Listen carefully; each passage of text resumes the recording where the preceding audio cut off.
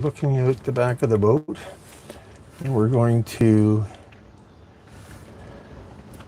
let it go straight.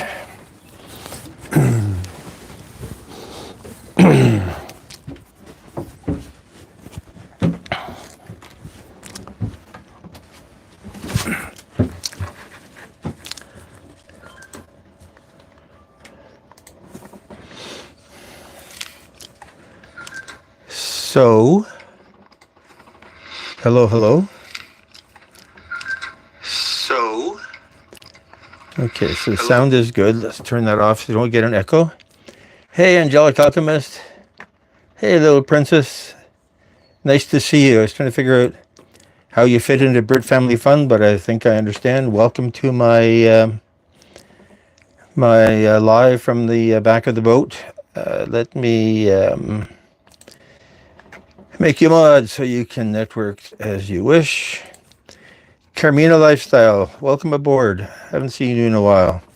Let me make you a mod, and you can network as you wish. Okay, save. Let me give this a name as well, but let me just add the type show link to drop link. I guess we really should say show link one word, right? It's show link one word to drop a link. Let's do that. And let's pin that to the, hey, go away. Pin that to the chat. And let's see what else we're doing here. We need to connect on this channel as well, so we can monitor what we're doing here. That's excellent.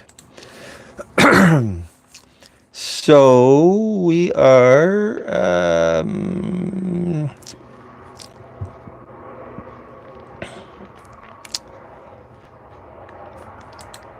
PG.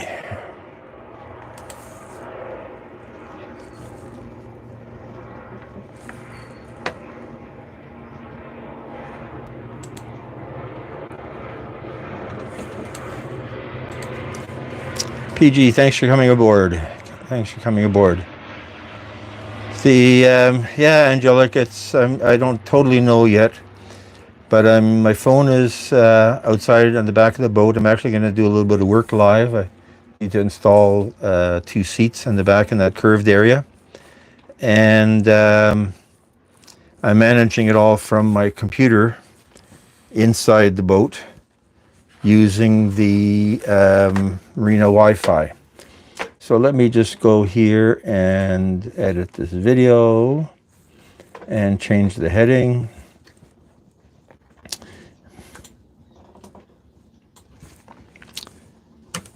Live from the boat. It's a nice evening. It was going to rain, and then it looks like we lost interest in the rain because suddenly it cleared up. It was pretty cloudy all day. And yeah, there we are.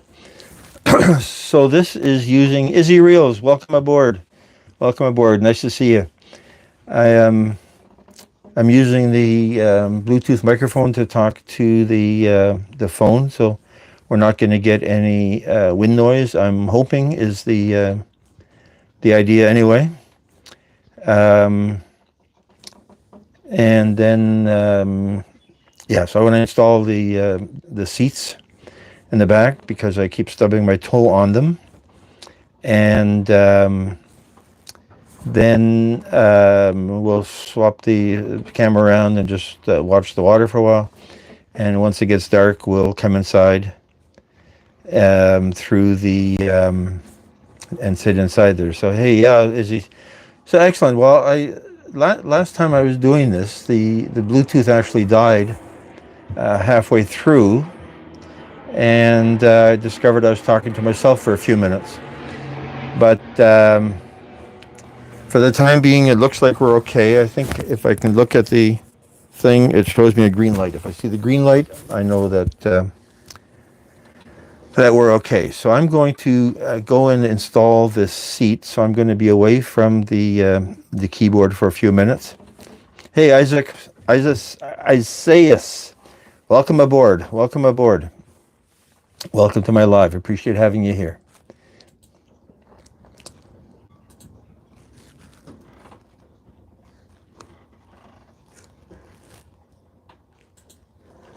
The Nicole's thoughts. Hey, I haven't seen you in my lives ever, but I appreciate your visit. Stick around as long as you can. I need the watch hours. We got ourselves 1,000 subscribers. So now, Caesar Mocha, you're here every time. I love you. I love you. I love you. Thanks for coming aboard. And now I think YouTube wants me to get 4,000 hours of video. So there isn't 4,000 hours in a year, in a work year. I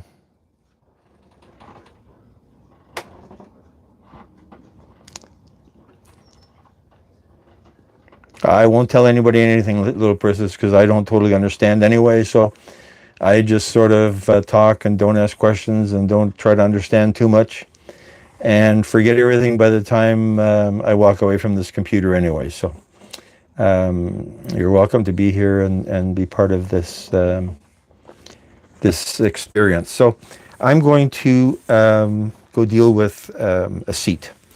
And as I say, I'm not going to be able to type for a few minutes. I'll try to take a look at the chat on the phone from time to time. But that phone is so hard to see that I'm not 100% sure that I'm going to actually be able to do anything. So these seats are covered with teak, and in the winter take them in because with the snow on them and the sun shining through the snow, it eats the varnish, and then it actually starts eating the surface of the teak, which makes it a real mess, and people get splinters in their butt, which is not what we're aiming for. Okay, let's grab one of these seats. Let's grab a drill.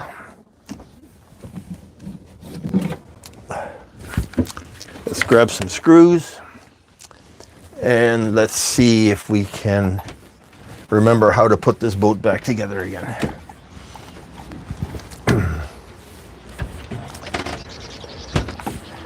No captain's hat when we're outside here because it's going to blow away in the wind. So this belongs here. Sorry for exposing my butt to the surface. And yeah, it's the right side. Yeah, it's the right side. So let's see if we can find the screw that belongs here. Always a challenge, finding the screws and remembering how many go where. And let's see if we can, again, avoid having this thing fall in the water. Where's the hole? Okay, where's the first? This side has a hole.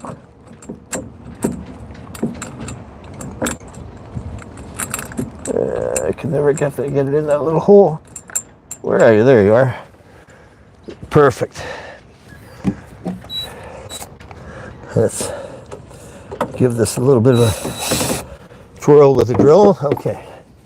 Next hole is where? I think right there. Yep, there it is.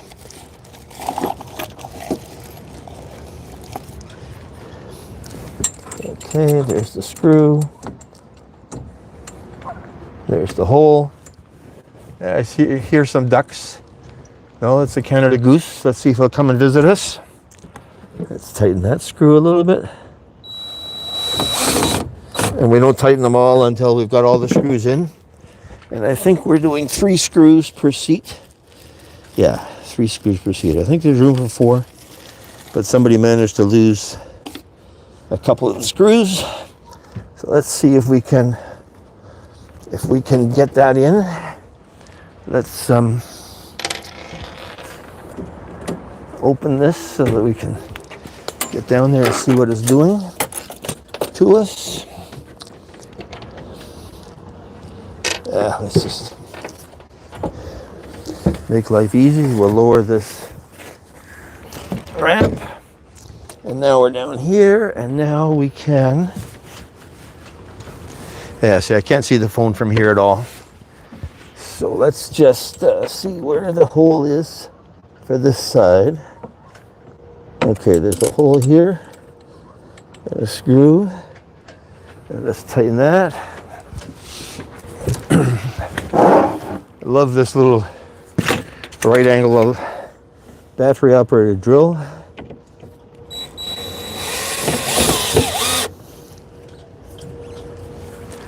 The only problem I have with it is it's too fast.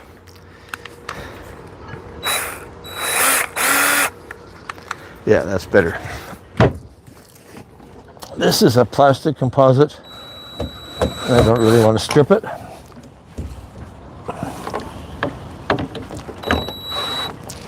Okay, we'll tighten that by hand. Okay, that's one down. And then there's a little drink holder goes in here. Perfect. Now let's see what's to be seen on the chat, and we'll turn this around a little bit so that we can see the other. How about this, like that? Now we can see the other seat that we have to work on.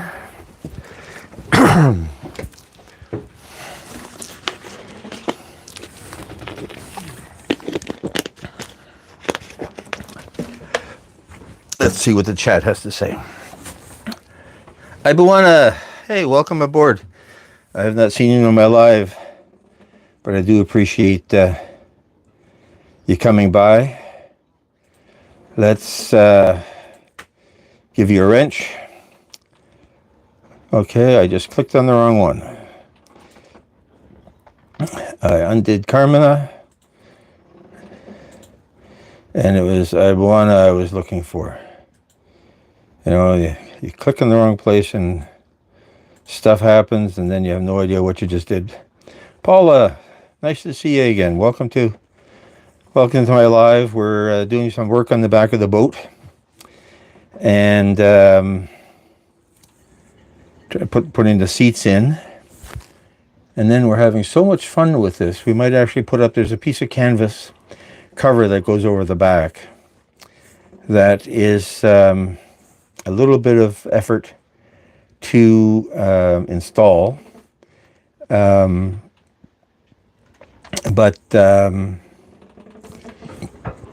it will keep the rain off of these seats that we're putting in. So let me walk away from the chat again. I think Paula has a jacket. No, Paula has a jacket. My apologies. Can't see for looking. And who else are we there? That's wonderful. That's wonderful. Yeah, so we've got reasonably decent weather. You can see clouds. The sun was shining earlier. Most of the day was a bit cold and not rainy, but cold and cloudy. And then it cleared up around 4 o'clock. And so it's now 6 now. And it the sun has gone, so we're not going to have a sunset, but we all agreed that the sunset is kind of boring anyway because it's behind the buildings. It's not going through the masts of the boats, which is where I think you end up with a beautiful look. So let me get the next seat and install that, and then I'm not going to bang my toe on the thing again. Oh, okay, we were going to give ourselves some power for this notebook. Embarrassing if the system all runs out of juice halfway through the afternoon, and then we can't talk to each other anymore. Oh, Windows viruses. Go away. Okay, my pleasure, Paula, my pleasure. network as you wish. I know that I have gained many of my subscriptions through networking on other people's lives, and if we all respect each other, then it's a good way to network. I say I was in business for a while, and we'd have networking evenings, and 100, 200 people would end up at a restaurant or convention hall, and everybody bring 100 business cards. And if it was a successful day, you gave away 100 and got 100 back. And then initially, your objective was to say hello to whomever was you're meeting, and get their card, and then you'd go back to your office and figure out who you wanted to network with, and in most cases, it's all about networking, right? Rosemary's Toys. Thank you for coming aboard. I'm going to give you a jacket, and then I'm going to walk away from this screen. As I say, I can't see the chat on the phone because of the way the light's shining, and we're going to install the other seat, and then we'll think about installing the canvas as well. So you are all part of my getting the boat ready adventure. Okay, so let's take this one here. My apologies for my butt, but I gotta bend over. Ooh, the wind has really picked up, so it might get a little bit exciting here. Okay, so here's the other seat. Where did the screws go? On the other side. Get those screws.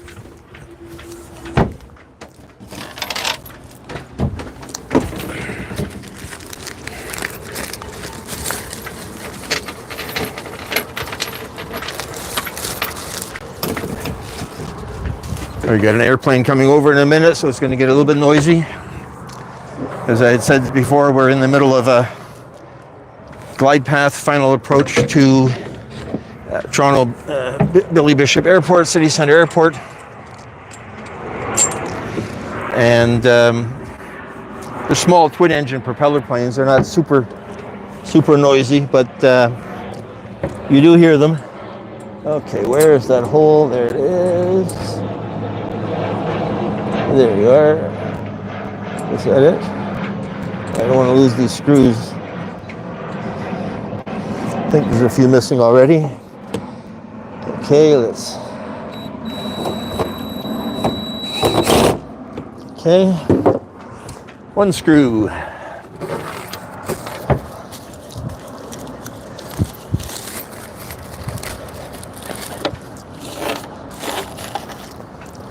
Where's the other hole? There it is.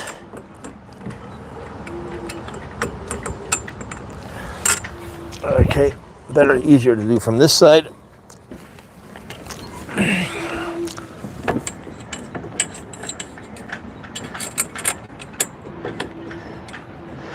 Easier to start those screws with my right hand than my left hand. Okay, we don't want to tighten these too much. We don't want to strip the threads.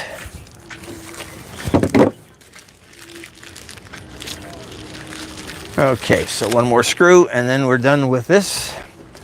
Then we'll come inside for a minute, and then we'll look at the putting up the canvas. Okay, where are you? Where's the hole? There's a hole right there.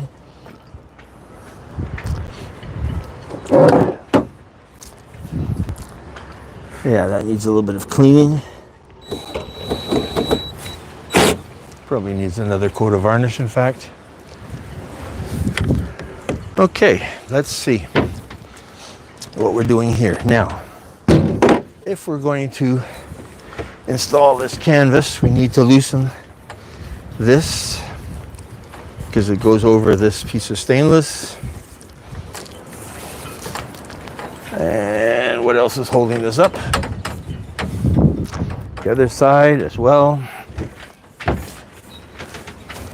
Okay, Okay, we'll leave that connected for the time being until we decide what we're actually doing here. Okay, let's put this drink holder in here.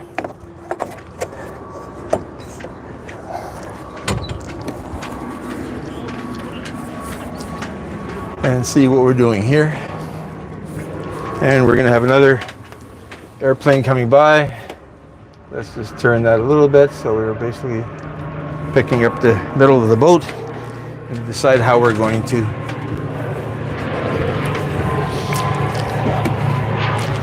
put up this piece of canvas. Okay, let's see what the chat has to say. Traveler, hey, I haven't seen you in a long time. I actually haven't been on your channel in a while. I apologize for that. Travel in the Chernobyl exclusion zone has the most wonderful music. Long live, so you can start it and listen for an hour. I never see any ads on his lives, and I'm assuming it's a he. And but beautiful music. The only downside is most of the chat is in Ukrainian or Russian, and even with Google Translate, it becomes a little bit of a challenge to keep up with what other people are saying. Love Child, thank you for coming aboard. Love to see you.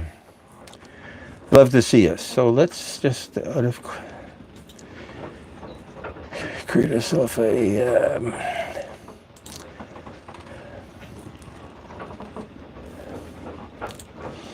text document, set that over there.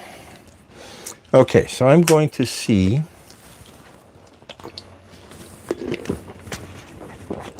pardon me, a little bit of a drink there. I'm going to see if we can find the canvas that goes over the back. Garf Adventures, welcome aboard. I missed you there. Let's give you a jacket.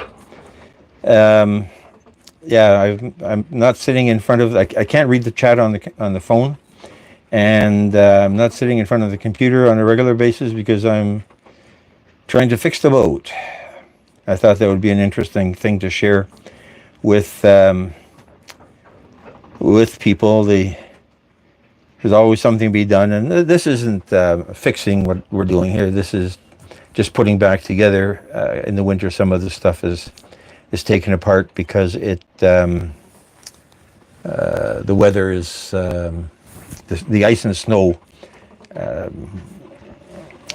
affect some of these things, and it's not worth the aggravation or the cost of leaving them up. The wind is picking up, so you hear the halyards banging against the mast. We put the mainsail up a while ago, and so we're getting a new set of noises in here. But let's see if we can find the canvas for the Bimini. The Bimini is what is the technical term for the piece of canvas that covers the helmsman's seat. Let's see, where is that? Here it is.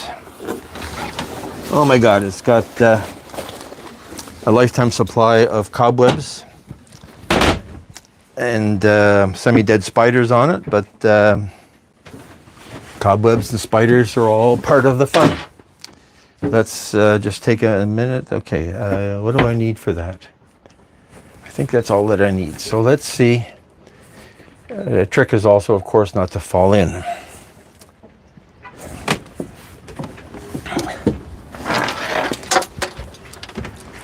Okay, so this piece of canvas, we don't need the screwdriver for it. Let's put that out of the way. This piece of canvas goes along here. Let's open this.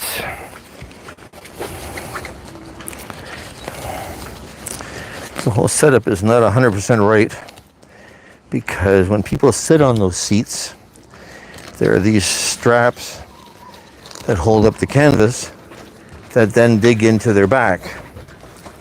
But Okay, which way does this go? Look at all these cobwebs. Spider eggs. Let's get rid of it. I went to get a haircut early in the week, and I said to the lady that cuts my hair that if she sees a cobweb or a spider, it's just me, because I just came back from doing work on the boat. Okay, spiders are all gone. Now, how does this go? Yes. So first of all, the people that invented this thing, a company called Janko, that have done sail boat canvas in the Toronto area for years, are pretty ingenious. And where is the... Okay. You know what? We're missing the track that goes in there. And I'm wondering whether we lost it in a storm over the winter. So if we're missing that track, then this is not going to work.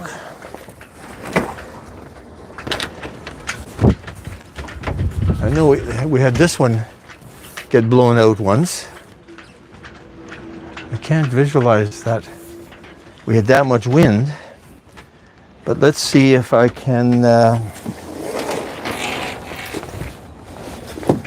if I had maybe taken that out to prevent this from happening. It doesn't make sense.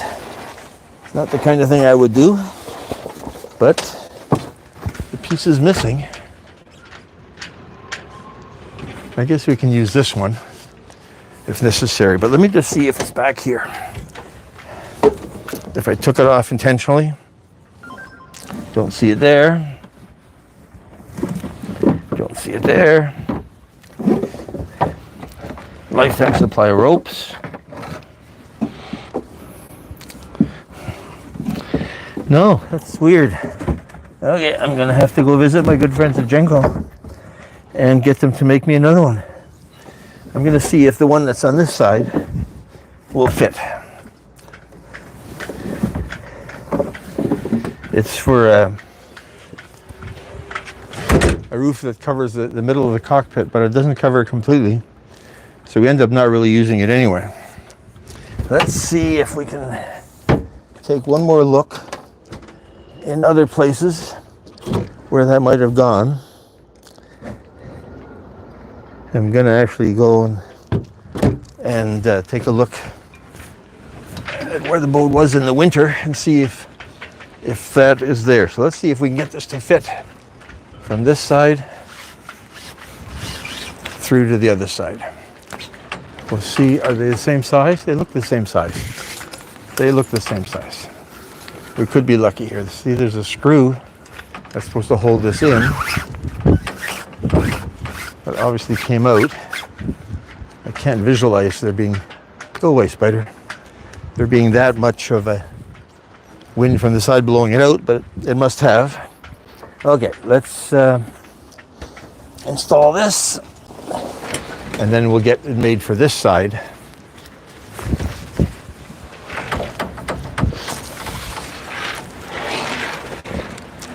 At some point. So, okay, so this goes on here. No, it's the wrong size of a...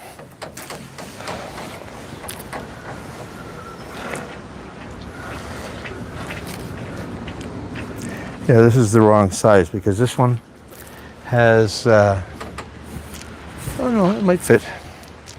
No, it won't fit because this one doesn't have a cut in the middle. So the one on the back had a cut in the middle. Let's put this back. We're not going to do this today. Let's take this off before we lose it.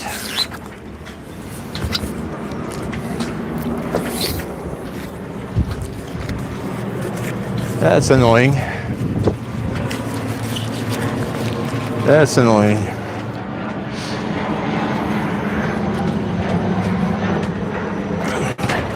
See, this is what we're missing here. So let's bring this in before the wind blows it away. I guess this wind is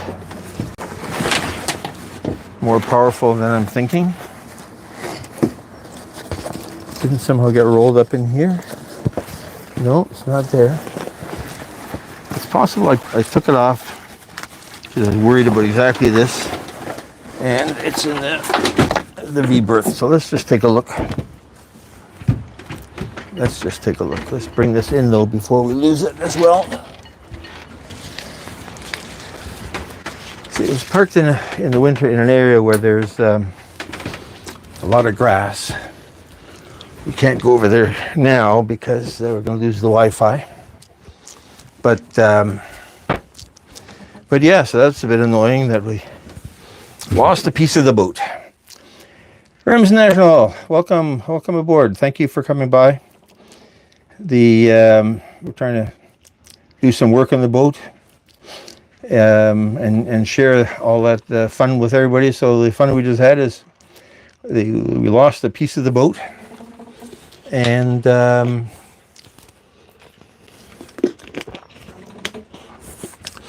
that's annoying because now we can't put that up.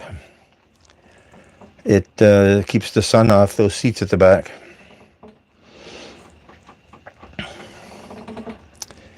Let me just look in the V-berth and see if I took it off intentionally.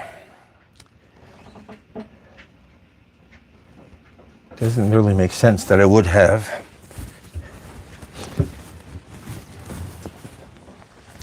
Because it's a lot of work to take it off. So it's only the wind was smarter than I am in terms of breaking this up. Yeah, that piece is missing. Shoot. Let's take a look in the front of the boat. I'll hide all kinds of stuff in here. Let's see. Cushions. Seats. Boat canvas. Sail bag. A bag of ropes. No, not in there. What the heck is that? Oh, okay. A light.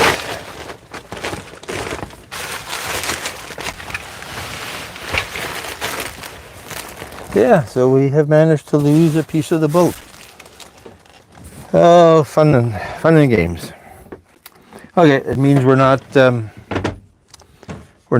doing any more fixing today because we don't have.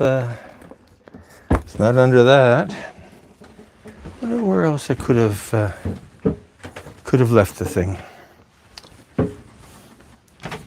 I would have thrown it in here. This is a lot of parts in this area, but they're not that kind of part. It's spare ropes and some tools. Yeah, that is the weirdest thing. Oh, hold on. Oh no, that's a hose. It looked like that zipper track. So, okay, I guess we're going to have to. We're going to have to do without that for the time being. Not sure what else we want to do in terms of repairs. We want to change the main sheet traveler arrangement a little bit, but right now we don't have the block that's needed to make that work. We don't have the block that's needed to make that work.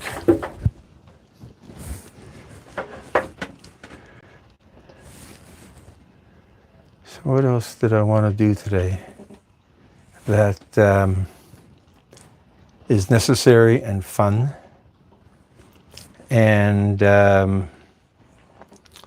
productive? Well, I wanted to wash up my water tank again, but that's really no fun to watch because it's me crawling into a little space at the front of the boat with a hose and a pressure washer attachment and spraying it into all of the corners to get that out. So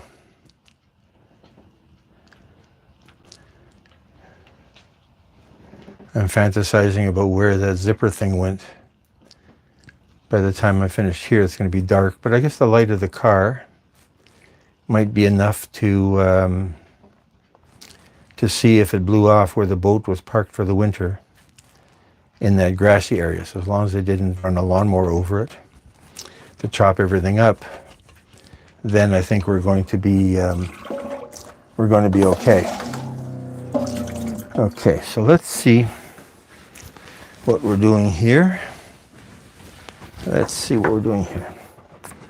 Okay, so let's just sit and chat for a minute. See who came by. Carl Shell. Welcome to my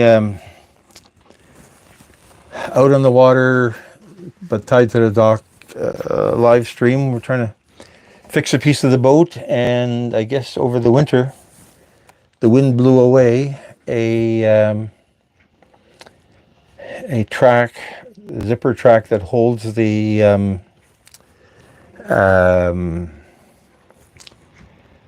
it holds the canvas on, and it seems to have blown away in the winter, or it's gone anyway, so I'm assuming it blew away. I know another one blew away one year, and I guess it was just the same thing. The boat was in an area that has a lot of high winds, and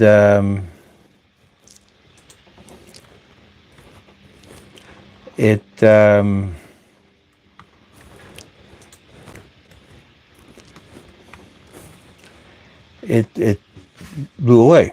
And I remember going out in the middle of the winter just to check on the boat at one point, check on the batteries and check on the boat.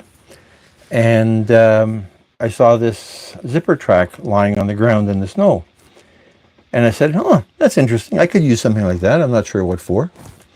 And then I pick it up and put it on the boat. And then in the spring, I'm saying, the thing I found that I thought was something I could use, it was really part of the boat. So we found that again and put it on, and it's been good ever since. But it's the one that I just took off. I wonder, yeah, I don't think it would have blown away in the wind here, because we haven't had that much of a north wind since since the boat's been put into the water. So that's what we're up to. How's everybody doing?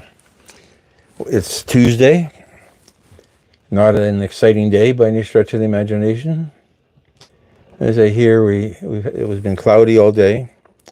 It's 6:30 here now. Well, it's actually 7 o'clock here now. No, it's 6:30. Yeah, 6:30.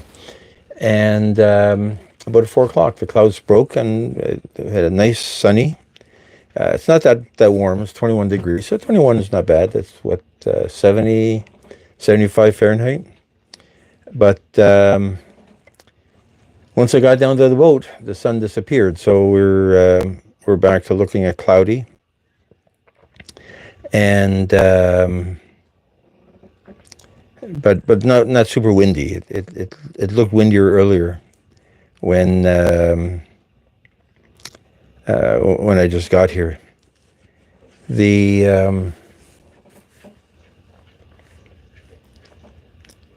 I got some interesting reaction to some people when I did the video editing for a cooking show online, doing it live. So it took longer than I planned. I thought these are 1 hour lives.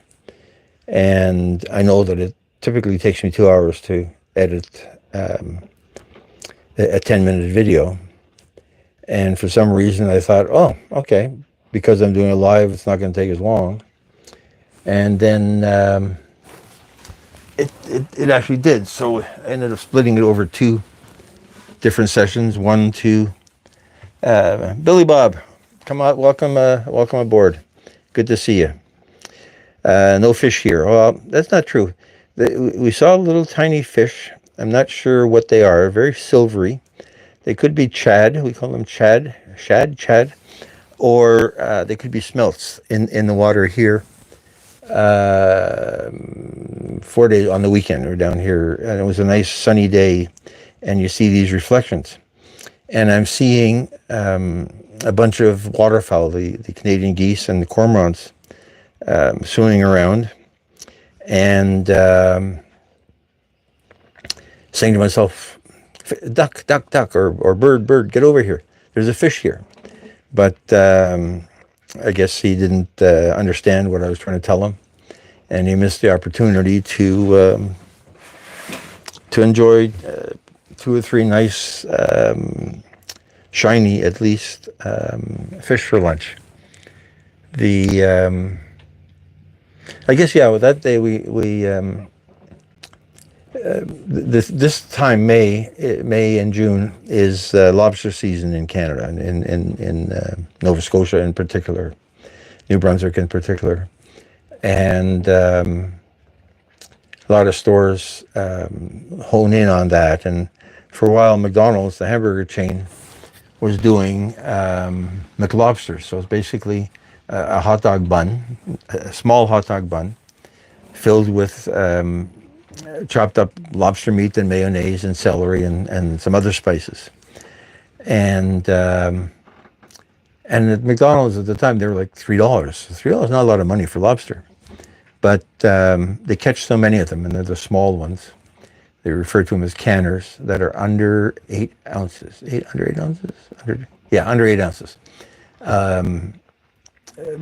Bigger than that, then they're sold as full lobsters to restaurants and anybody else that wants either live lobsters or there's enough lobster meat in them to make it worthwhile. But these are the canners. So McDonald's got into that business. And then, so we're out in Nova Scotia and had some lobster rolls there. Very good because very fresh. McDonald's, everything is frozen and shipped across the country. But the best lobster roll ever had was at the Fenway Market in Boston. And it was very fresh.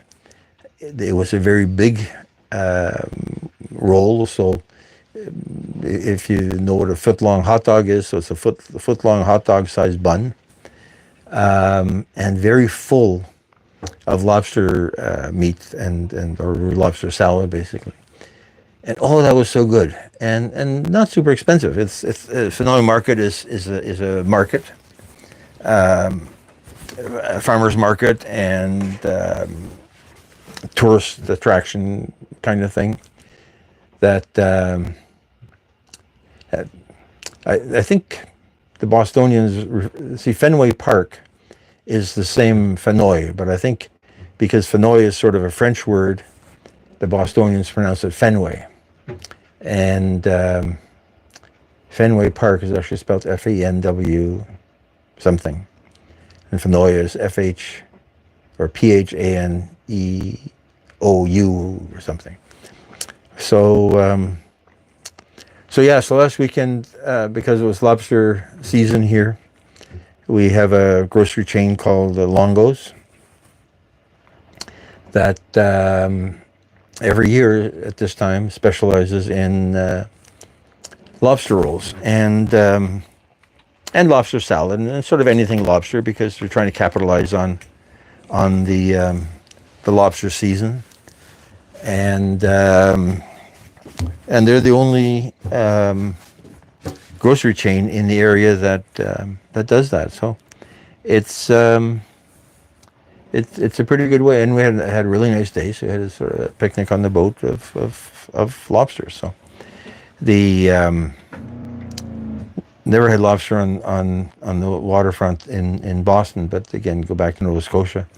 There are were, because it's been a few years, a bunch of places where they'd have a thing called a lobster pound. So the lobster fishermen would bring in their catch, and then through various intermediaries and salesmen and so on, they would the lobster would end up in a pound, and the pound would then sell them on to others.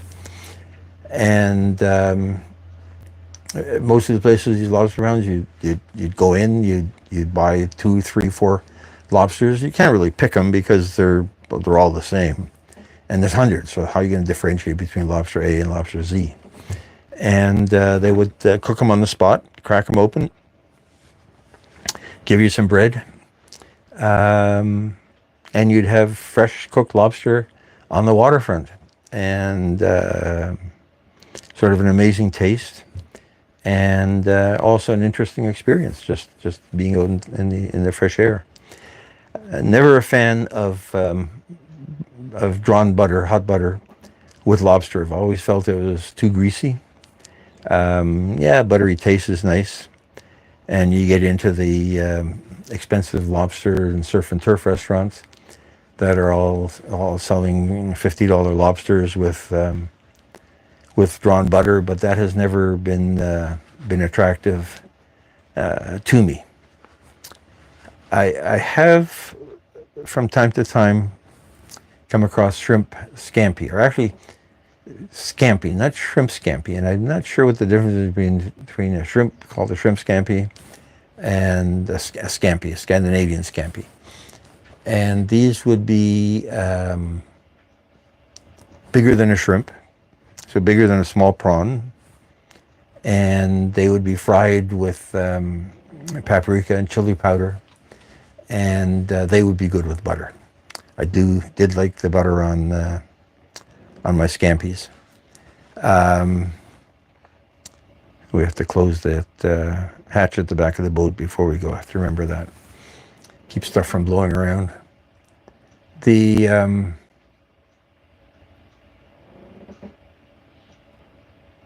Yeah, so shrimp scampi. So lunch today, actually, I had shrimp for lunch, and recorded the video of making them, and it was basically shrimp paprikash. So shrimp with paprika and basil. I bought a wonderful, huge basil plant. It was actually a huge pot with 5 or 6, 7, 8 basil plants in it. And I'm looking for things to do with that basil. So the shrimp got fried with red pepper and paprika and a little bit of garlic powder. Was it garlic powder? Yes, there was garlic powder in there. And yeah, so they were good, but they were just small, frozen shrimp, peeled and cleaned. I'm sure they came from Vietnam, somewhere in the Far East, because they're on sale in all the grocery stores now too. So obviously there's a glut of them in the market, possibly because it is a shrimp season. You know, the first time I ever had peel and eat shrimp was sort of interesting too. It was out in I was at a conference in Miami. Was it Miami? Maybe Fort Lauderdale. Because I ended up in a lot of conferences in Fort Lauderdale. And so I'm in this bar after our meetings, and it's happy hour. And they put a huge bowl of shrimp on ice with the shells on the bar. So the shrimp are really the happy hour munchies, with a bit of red sauce to go with them. And the downside, yeah, your hands get smelly from shrimp, and you've got to pick at them. So that's a little bit of an annoyance. But they were the most wonderful, or it's because it's the first time I ever had it. Peel and eat shrimp. And you know, if you've ever watched Forrest Gump, I think it's called Forrest Gump. You know, and he and Captain Dan are talking about shrimp. You can do all kinds of things with shrimp. and yeah, they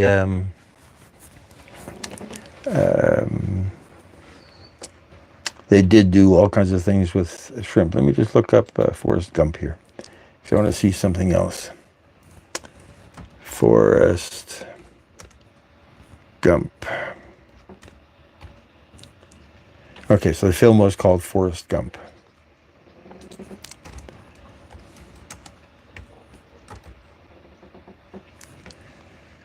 And there is a chain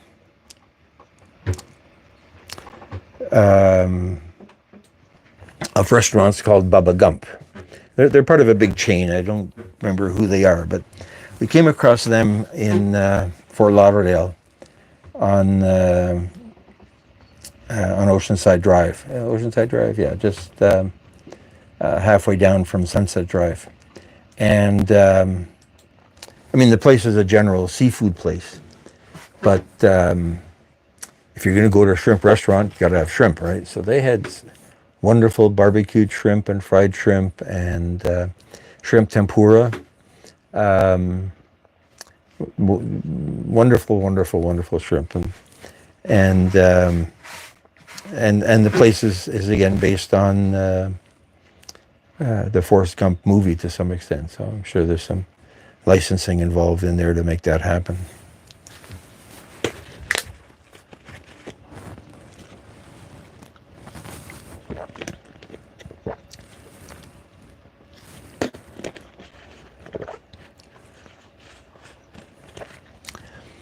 Let's move this camera and let it point down the waterway a little bit so that we're not invading the privacy of those people that cross the water too much. It's another plane. The plane, boss. The plane. The plane. Let's see where we're going to aim this thing. Let's just turn this sideways. And there we are. So that's a bit of a different view. I am a bit annoyed. Oh, I see a piece of blue sky up there too. That's kind of interesting. And the wind has died down. So, yeah, where the heck would have that piece of zipper have gone to? It's a mystery. It is a mystery.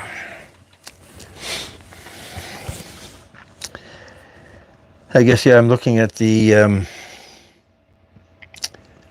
life preserver there, and there's a throwing line that needs to get connected there as well. It's a line that it floats, and it has a couple of plastic floats on the end, so that if somebody falls in and you're trying to help rescue them, then it floats and gives them something else to grab onto.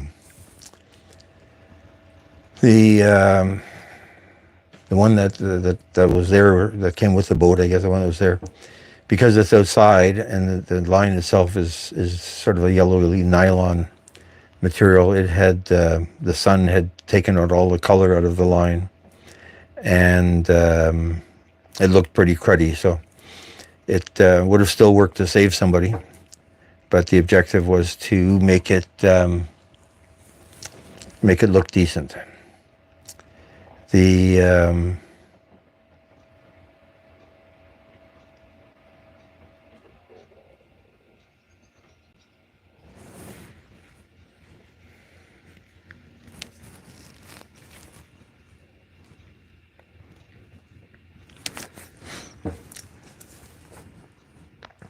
I'm looking at, for decoration here, we've got a chart of the British Virgin Islands.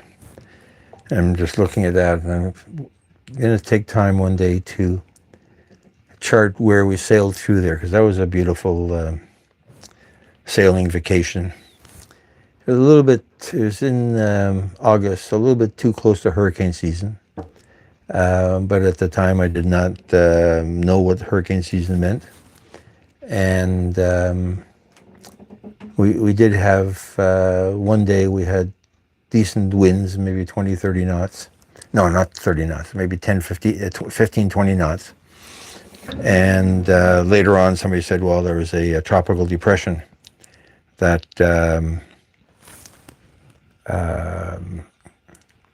we ended up in. In hindsight, that was a little bit scary because, hurricanes are hurricanes and tropical storms are tropical storms. So this was a tropical depression, whatever that means. But it did mean a bunch of wind. And I know one night we wanted to tie up a dock and we ended up on the wrong side of the dock and the boat was bouncing against the dock all night. So that was probably not good for the boat or the dock and did make it hard to get to sleep. But I would like to go through there and relive some of the places that we stopped in there. And a lot of them got wiped out in, not sure which hurricane. Hey, Rolls Cabin. Roll Calls Cabin. Welcome aboard. Welcome aboard. Nice to see you. Just talking about sort of updating a chart of the places that I had visited in the British Virgin Islands. Because some of them were really pretty places. And after the hurricanes that they had 6 years ago, some of them blew away.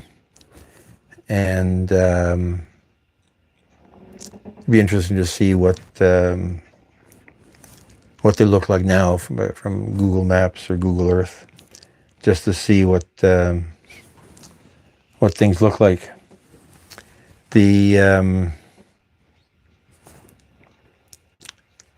It's the only place I've really sailed in the ocean. Well, in British Columbia, between Vancouver Island and the mainland. But that's not really. It's not open ocean. The British Virgin Islands isn't open ocean either. It's the Caribbean Sea, but it's ocean for all practical purposes. It's salt water and waves and tide and so on. And I think the boat we had was an Irwin 28. Or 32, maybe Irwin 32. Big and wide. Interesting. It had a fridge, but because people are out in the water, the fridge was driven by a compressor connected to the diesel engine. So part of the daily routine was to run the engine for half an hour, whether you wanted to go anywhere with it or not, and simply to let this cold plate in the fridge get cold, and then it would keep food cold for the rest of the day. And I saw, thinking about fridges now, so this boat has a small fridge, and part of my whole strategy with some of my cooking is how do you cook on a boat where you don't have a lot of fridge room to store a lot of stuff. So the fridge in this boat is very small, and it's like an ice box. So there's an opening at the top and a counter, and you reach in and you're into the fridge. And you can't see what's below anything else unless you take everything out. If you imagine like a small chest freezer, but if you imagine a small chest freezer, I can't think of how many cubic feet, but most of the whole top opens. But if you could imagine that only a third of the top opened, and then you had to dig through there to find stuff. So that's basically what we've got. And I'm looking at an ad of a boat for sale for $400,000 on TikTok. And the walkthrough of the boat included the galley. And it was pretty. The boat was probably old, probably 20 years old, like this one. And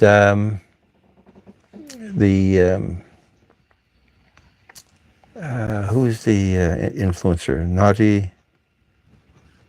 It'll come to me. Naughty something. Naughty Styles. Been following her for a while. She's on Instagram. I think she's on YouTube. And so she does these walkthroughs that I assume are sponsored. And she's showing the galley and the stove, big 4-burner stove. And then she's showing the fridges. And it's the same kind of fridge with a little hole in the counter, and that's it. So for $400,000, I figured you'd at least get a fridge with doors. So that was a bit of a surprise. I guess the thing that's wrong with doors is that when boats are bouncing around, things shift. And if you have doors, then things lie against the door and you open the door and everything falls out. If you have a hole in the counter to reach in, then things can shift, but they're not going anywhere. I did then see another ad for another boat. I don't remember what price point they were talking about. And they had the same fridge concept with the hole in the top, but they also had doors in the side of the counter so you could reach in. So you could have shelves and different layers of food and find them. And I guess if you were worried about things shifting, you would open the top hatch and make sure nothing was lying against the door that was going to fall out and end up with your frozen blueberries all over the floor of the boat, which would be a bit messy and not good for the blueberries and not good for the boat. Pardon me, just a sip of water here. So fridges on boats seem to be an issue, no matter what price point you're talking about. Then I came across another TikTok ad, or maybe it wasn't an ad, just a promo. Maybe it was an ad because it had a place to click contact. It was $25 million. So for 150 meters, so it's 150 feet. So that's a significant boat. And the commentary was that it was, more than your house for 25 million. But somebody else pointed out that if you had the money to burn, it's about the price of a private plane, a decent private plane. So, yeah, if you got a boat, you got a plane, what's $1 million? What's $25 million? Or you just win the lottery, right? That would be plan B. I have never won the lottery. I can't ever remember any kind of lottery winnings. I think one of the lotteries in Canada, because they're pretty well government controlled, I guess here as in most places, one of the lotteries in Canada has free tickets. I think I won a free ticket, so it's basically you win $1 for your dollar ticket. But I don't think I've ever won more than that. Never really won anything in Las Vegas. I can remember once playing like a quarter slot when the quarter was a lot of money and getting a whole tray full of quarters. Got 3 sevens or 3 cherries or whatever it was. But that then just goes back into the machine and it giveth and it taketh away. So I never really won a decent lottery. And maybe it's worthwhile. Maybe I should buy one. A couple tickets every week. It's the same as the price as a cup of coffee. I have given up on drinking coffee. I probably had a coffee a month all year.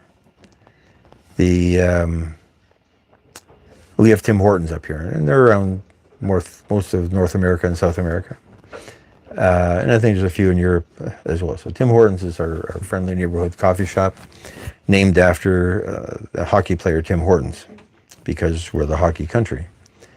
And I always liked their coffees. They were just hot enough with one milk. They were just mouth-filling enough. But the reason I would drink the coffee is I'd buy a donut. And then I decided that a donut a day is not a good diet. And so I cut out the donuts, which wasn't that hard. I thought that I'd have more withdrawal symptoms of donut withdrawal. But that didn't happen. And once there was no donut, then there was not a lot of point in stopping for a coffee. So gave up on the coffee. And my hit of caffeine now is Diet Coke, which is probably also not good for you, but it doesn't generate a craving of a donut. But they always had this lottery built into their cups, so they had this roll up the rim thing. So they would print prizes on the rim of their paper cup, and if you got a cup and you rolled up the rim, you would get a free coffee, or a free coffee and a donut. And I think the big prize was always a small car. And never won the car. I do believe I've won a donut and coffee from several times. So small things get you excited. Small things get you excited. The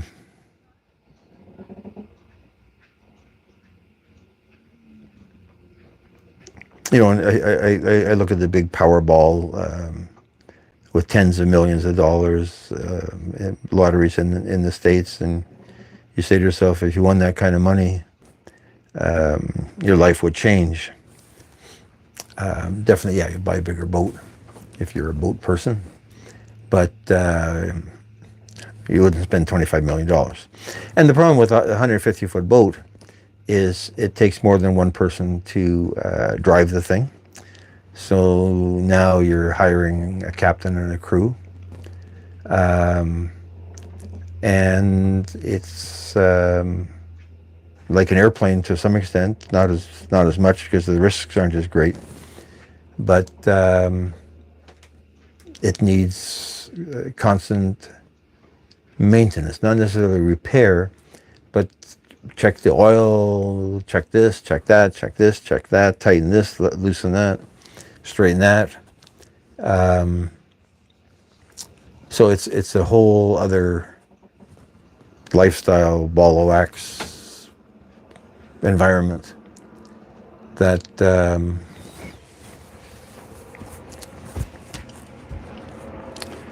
that needs to be considered if you're into that size of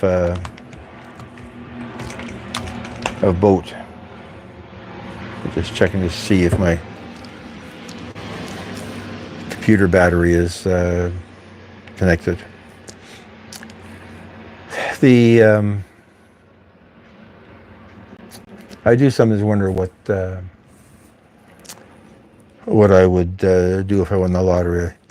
I've mentioned before, there's a guy, Rose Cabin.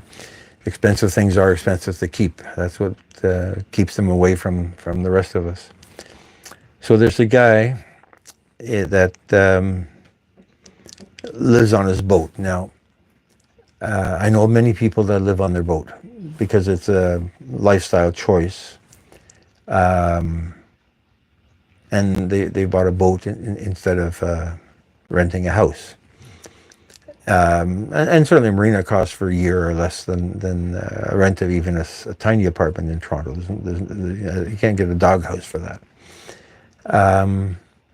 So this gentleman, I came across him. Somebody knew him, and he lives on a boat in the lake all winter. He avoids the ice. His boat has not yet sunk in the ice. And he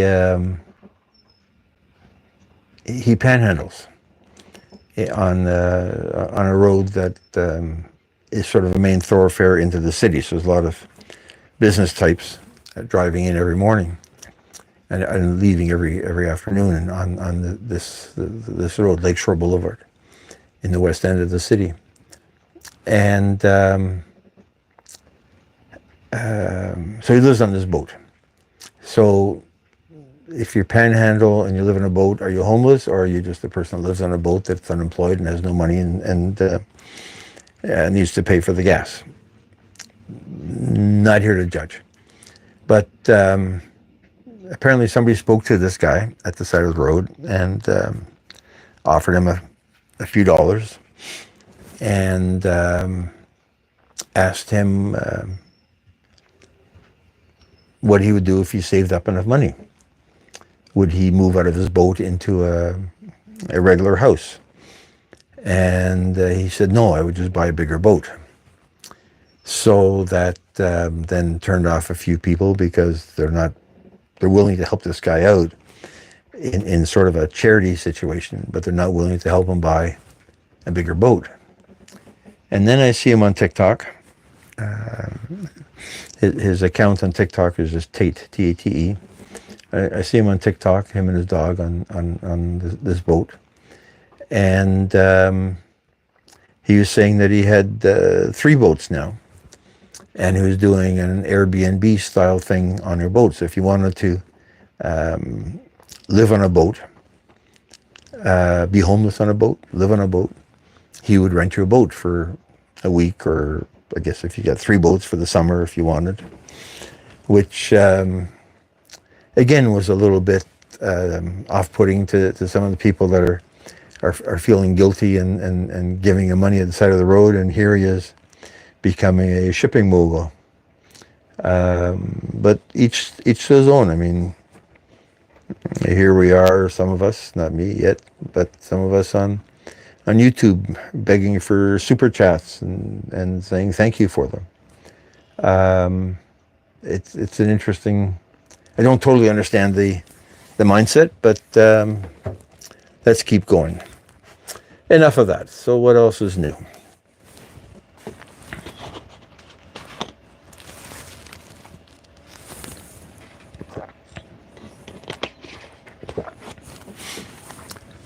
What else is new? Got to check the battery. Got to make sure that I put water in it in the late winter, and that solved the problem of it holding a charge. But I haven't gone back to look at it to see whether the water has evaporated again. And that's an interesting concept of what do I do then? I don't want to spend the money for lithium. Like lithium batteries are like $800, so that's more expensive than I want. And then I need to change the regulator because lithium needs a different kind of regulator than lead acid. So to replace those batteries are like $300 a piece. If water was all that they needed to keep them happy, then I'm all in favor of that. And I've got to get the gas stove going.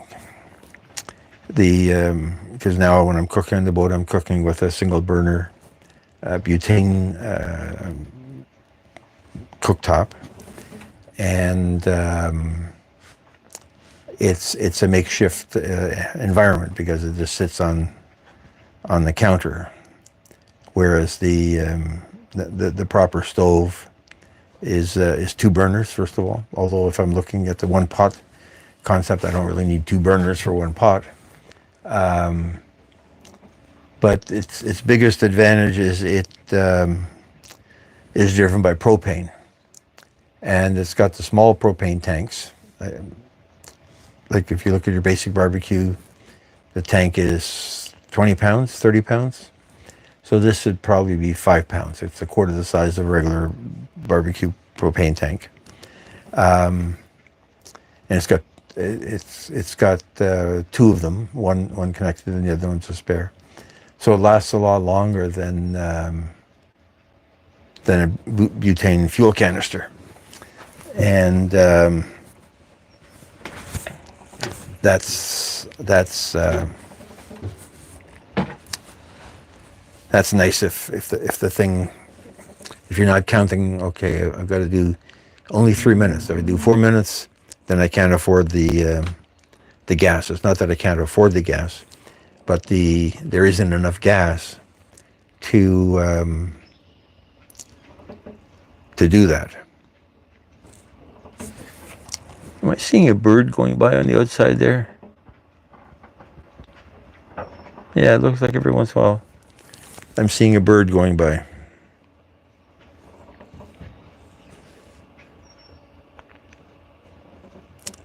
So we'll see if a few other people drop by. That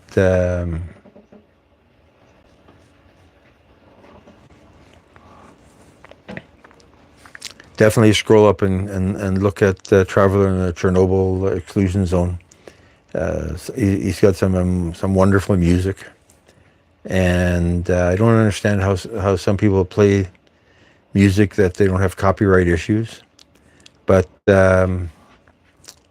he seems to be okay with the way he's got that working, and it's some really nice stuff.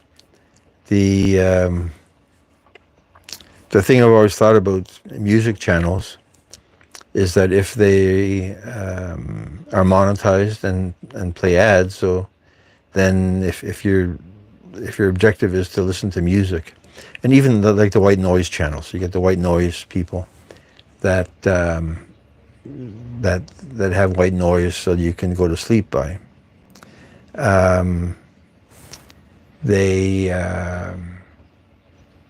You're awakened halfway through by ads. Now, I don't have Spotify, but Spotify is a subscription service. I guess if you subscribe to Google, then and you're paying them, then there are no ads. So maybe that's the way you get around that if you really want some of that music. But no, Traveler in the Chernobyl's exclusion zone does play some really good stuff, and I don't know if they're located in the Ukraine. As I say, the chats are all Russian and Ukrainian language chats that I need Google Translate to give me a clue as to what people are saying. But he's got some really nice stuff. And I think there's an Ocean Waves ASMR that does the same thing. I mean, there's a lot of people that do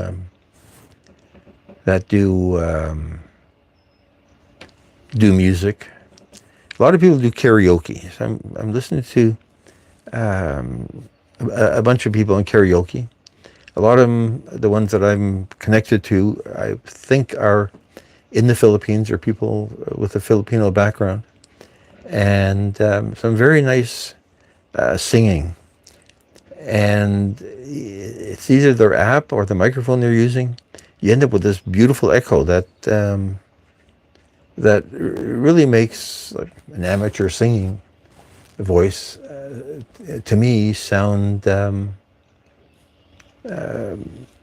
very wonderful to listen to.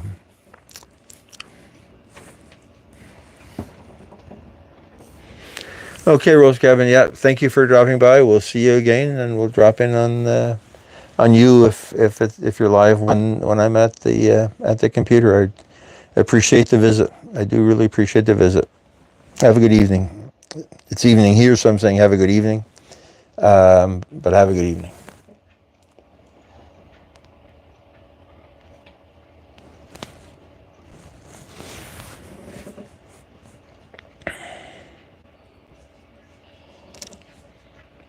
Let's see who comes up next. Let's see who comes up. I'm getting cold here. I came down in shorts, and because I thought it was going to be warm, and I'm feeling a cold breeze. So maybe when it gets too dark to have the camera outside and bring it in, we'll close the hatches and maybe even turn on the heat a little bit. and warm the place up a little bit. Yeah, so it's almost the middle of June, June 10th, and it's still cold. So you listen to the concerns about global warming, and it's not warming here. No, it's probably warming in other places, but Healthy Kitchen Wizard, thank you for coming aboard. Thank you for coming aboard.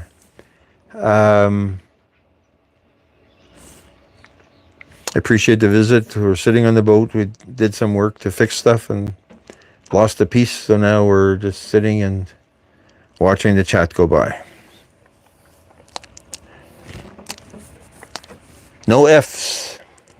Welcome aboard. Drop a like. Let me give you a wrench.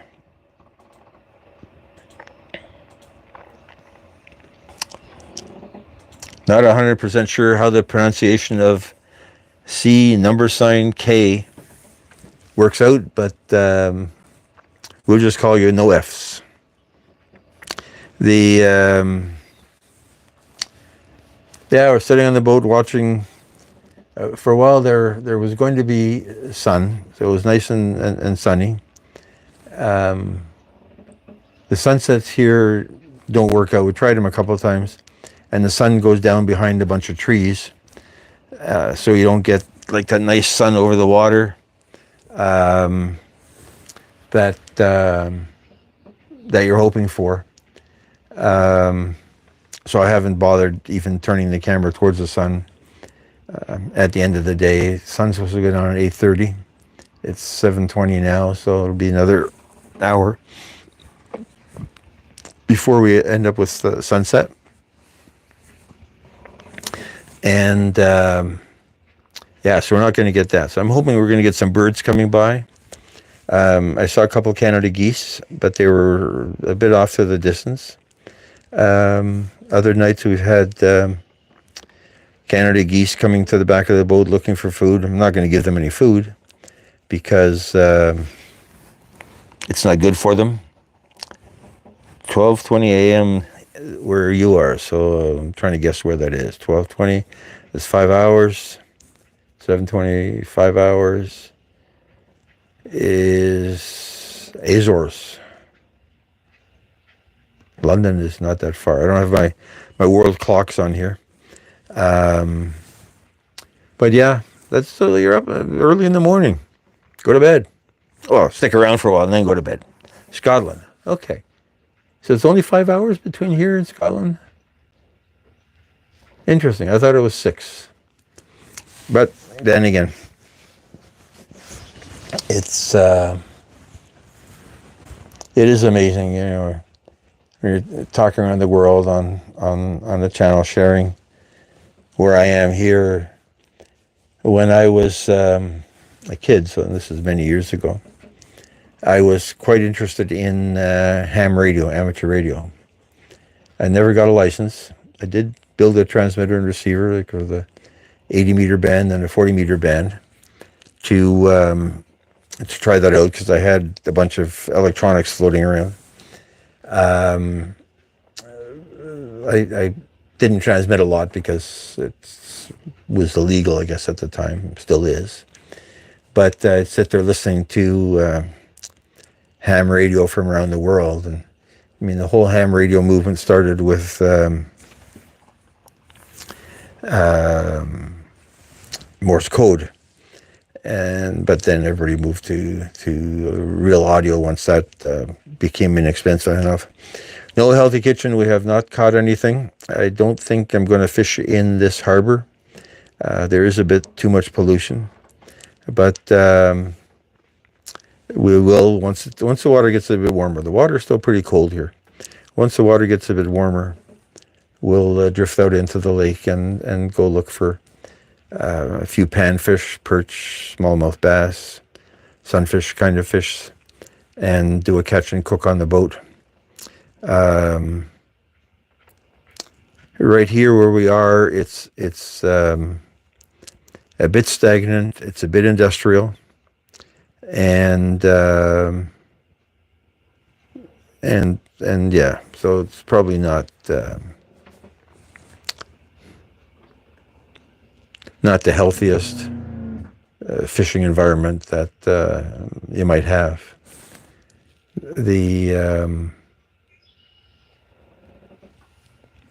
I was saying earlier, we were down here on a sunny day, and you could see fish swimming off the back of the boat, little tiny shiny ones. We've seen big fish jumping, so the big fish jumping are probably carp. But there was a bunch of tiny ones, so they're either shad or smelts. And there was a bunch of Canada geese floating around on the other side of the boat. And I'm saying, "Goose, go over there, there's fish. But they didn't take me up on my offer to help them find lunch. I am still waiting for smelts in the store. We have small Chinese ones, but they're very small. They're like the size of a finger, and they're not cleaned. And they're in a few grocery stores, but they're more work than I want to get involved in. When I was a kid, my father and I would go fishing off of a pier in Hamilton with a dip net, and he would catch hundreds of smelts. And so the Chinese smelts are about 3-4 inches long, and as I say, size of a finger, so half an inch around. But the ones we'd catch in Hamilton would be 8 to 10 inches long, and maybe 2 inches, maybe an inch and a half. So it's like 3 centimeters thick. And they were really, really good, the way my mother made them. So I want to recreate that. And a couple of years ago, I found a place at our farmer's market that sold them. And that booth or that stand has gone. So I'm looking for these smelts. I'm not going to drive to Hamilton and buy a dip net and go and catch fish. But, and it was a thing. It was basically all the immigrants. There's a bunch of European immigrants that showed up here in the 50s. And they liked the...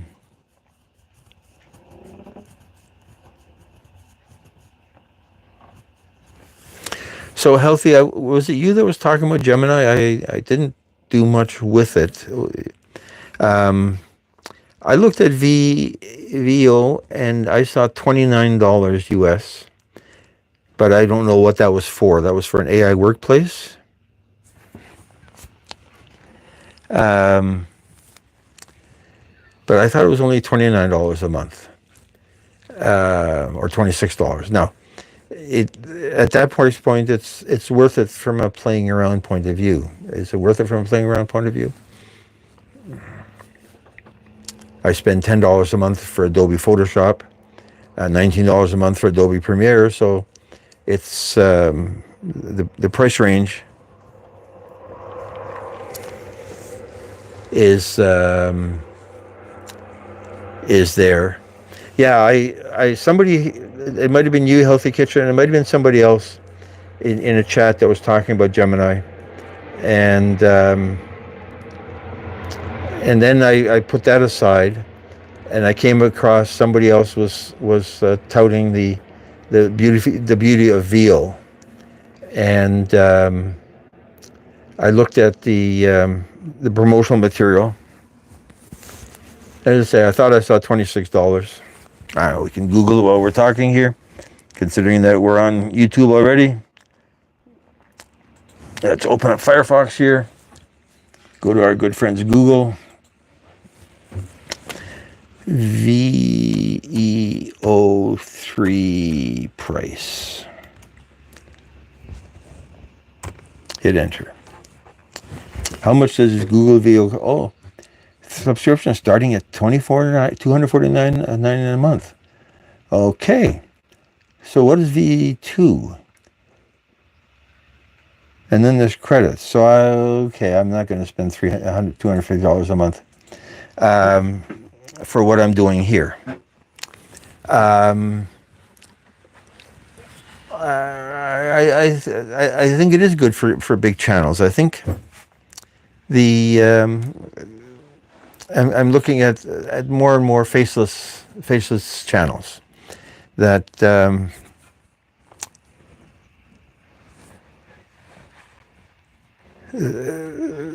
so VE2 doesn't have sound. I don't need sound. I guess if you're generating a person cooking, then you need a cooking sound. But I have enough cooking soundtracks. Do I need the person speaking with the lips moving? I guess that would be nice. I think it would be fun to play with it.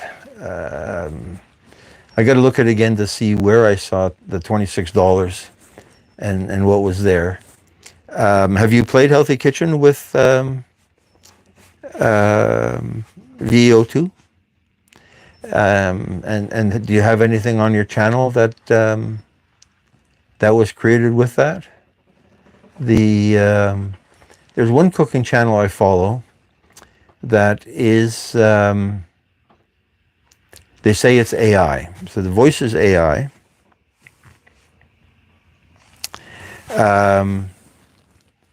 And then they have different dialogue tracks depending on the language. But I'd have to, I have another list somewhere of people I subscribe to. So I subscribe to them, and they, the voice seemed artificial. The cooking clips, if I'm doing a video of shrimp frying, I want it to be my shrimp, but any shrimp frying would probably do.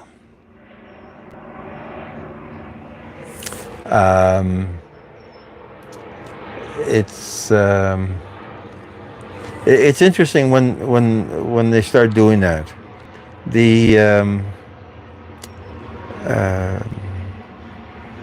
I think it'll change a few things. I know that I lost interest in AI cats and dogs.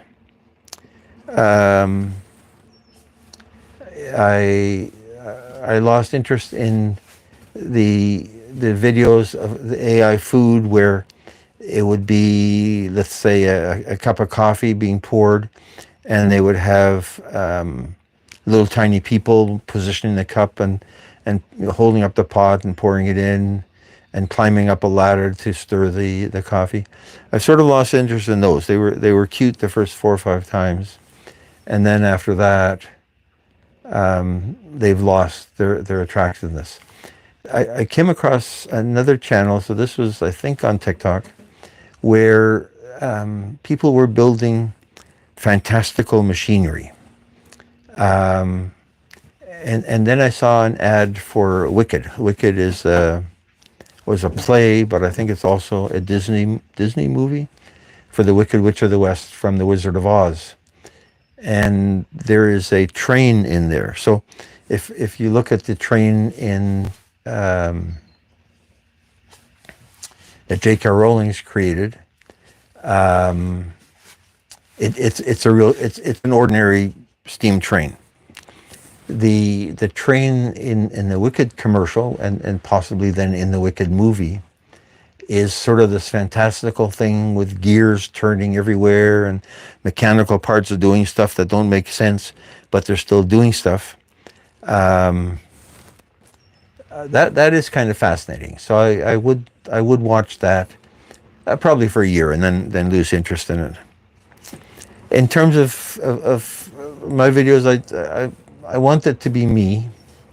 You don't see much of me. I see many people that are in their kitchen, and you got full body shots of them bopping around in their kitchen and stuff like that. I didn't want to do that because it's too hard to replace the dialogue.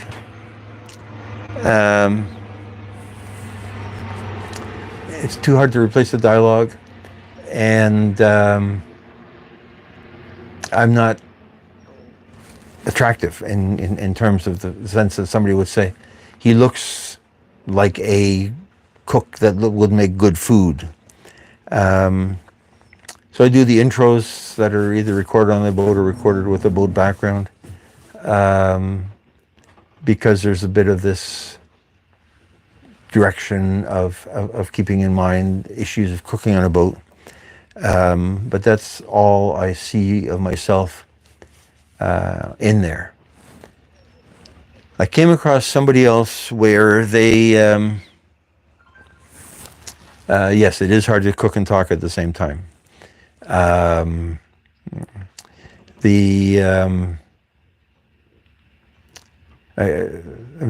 came across another channel where I was watching the cook, the host, taste what they had done.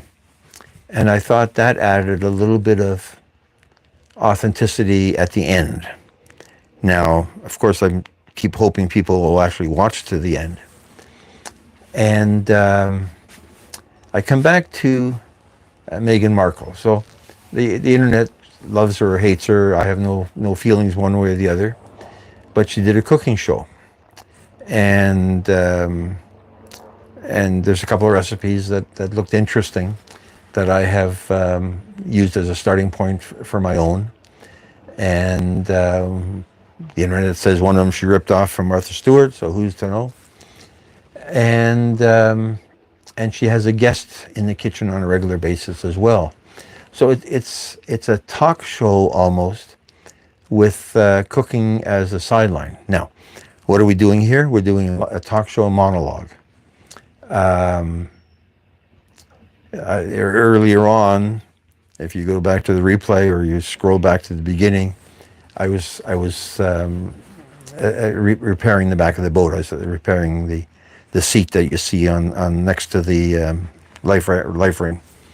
And so I had all this activity of me doing that. I'm going to go back and look at it and see if I like the way I looked. I think at one point, because of the angle of the camera, I don't even know, sure my butt was to the camera, and I'm wondering, is that going to turn everybody off? But I look at some people, and I look at the cook, and I say, that person looks like a good cook, but it absolutely makes no sense, right?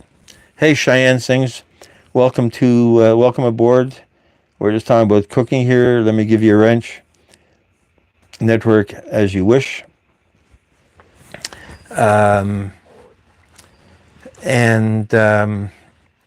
So I don't know whether I need me in the cooking. And I don't know whether it's one more thing to worry about. Basically, I've got pots and pans and hands and the countertop to some extent. I don't know whether I want to do more. So if I was using AI to generate the cook, would I have the cook come in? So again, if we've got sort of the boat emphasis, then so the AI cook is going to come aboard and put the pot on the stove and pour in the water and add the noodles and so on. Or would I just use an AI cook to introduce the recipe? A friend of mine who is a PR manager for a bunch of things, including TV shows and authors and people who do podcasts, he said, I sound old. I am old. And I look old. And he said, and he's the same age, but what do I know? He said that is a factor to a large audience. That if we look at Meghan Markle, she's youngish, not young, but youngish. And am I competing with the look of that person? or am I just offering a concept and a how-to that doesn't really need a person at all? It just needs the cooking process. But if you had somebody stirring a pot of, I did shrimp this afternoon, as I said, if you're stirring the shrimp, you need to see the hands. The old as you feel part is true, but that's self-centered. That's me. When I look at other people's channels, I don't spend a lot of time thinking about what generation they are. I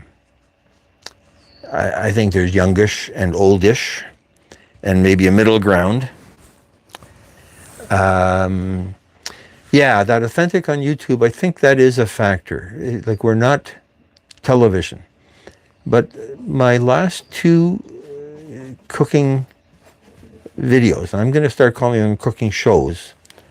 When I look at the statistics, 67% of the people that watched it on a television. Now, I've never watched my stuff on a smart TV. And I've never watched the Meghan Markle show on a smart TV. I've watched some of the cooking chef and the Hell's Kitchens and all of those things. And they're attractive in an interesting way, kind of thing. But if we're appealing to the TV audience, so how does the TV audience browse YouTube? I don't know. I'm still trying to understand the phone audience, because on a phone you can only look at one thing at a time, whereas on my desktop computer I've got two big monster 30-inch screens, and I can open up 5 different YouTube channels, and if they're lives, I'll open up 5 of them and leave them running in the background. For instance, Cheyenne Sings has gone by. I'll turn her on, especially if she's singing, especially if you're singing, Cheyenne, and just let her run for a while, and listen, and even just the talking. Some people, like Cheyenne, I love the voice. So the voice is almost like white noise, like it's soothing, and the content is, hey duckies, welcome aboard. We're just talking about YouTube. The content is just interesting. Now, if you're trying to do a how-to, then the content, the message is the cooking, right? The message is a little bit about the boat, and now when we're doing the live, the boat is the only thing that we're talking about. I'm not cooking here. We're fixing the boat, and I'm appreciative of people that think it's fun to watch somebody talking on a boat, because not everybody has a boat, I guess. So it's an interesting slice of life. I don't remember how we got onto this here. We were talking about AI, right? Oh yes. So we're talking. So my friend Steve says we got to hire a younger looking cook. And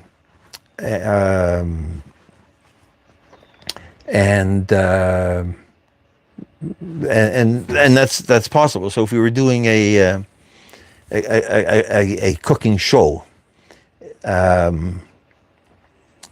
if I was managing the show rather than being the show, I don't know what kind of person I would pick. I guess I would interview a bunch of people, audition them online or otherwise, and say, okay, I think you are going to get the most views because people can relate to you, whether you're a guy or a girl, what part of the world you're from, the sound of your voice, the color of your hair. And then if you're doing that, could you use an AI person to do all of the interaction? You can still do the flipping of the shrimp in the pan in real life. So trying to generate the AI clip that has the paprika falling onto the shrimp is probably overkill because it's easy enough to stage. But if you used AI to talk about the shrimp and the flavor of the paprika, and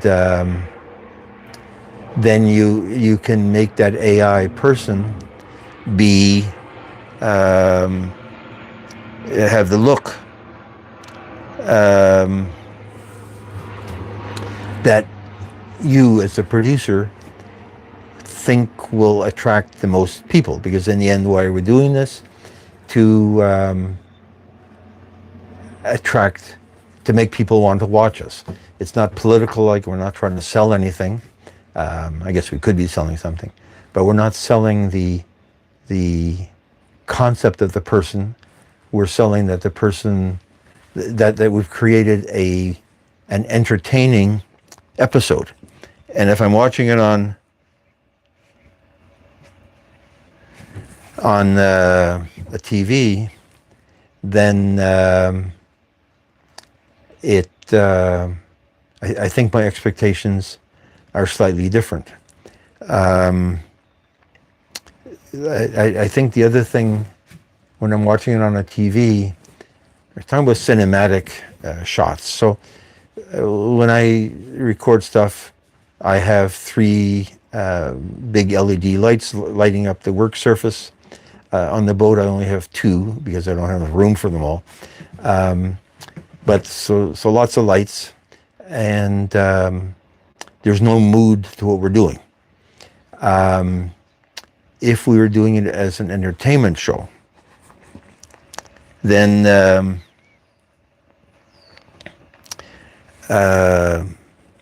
would I be more cinematic? Would that attract more people?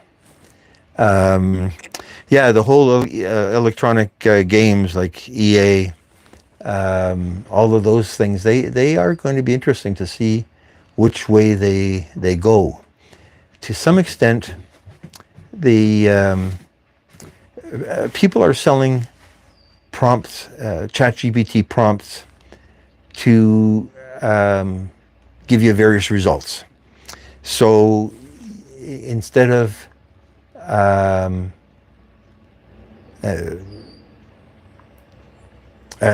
trying to think of the example that I came across.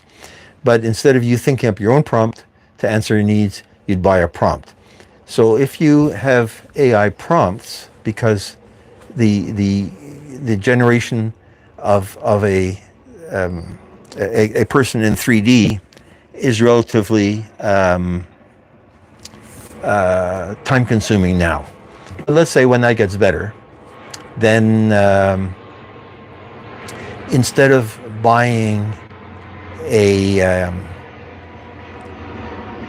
game, you'll buy a prompt script that generates a game on the fly. Instead of it's happening in stock photography now, so that not so much selling the prompts, but the stock photography people are selling AI generated images, where as the user of the image, and I have bought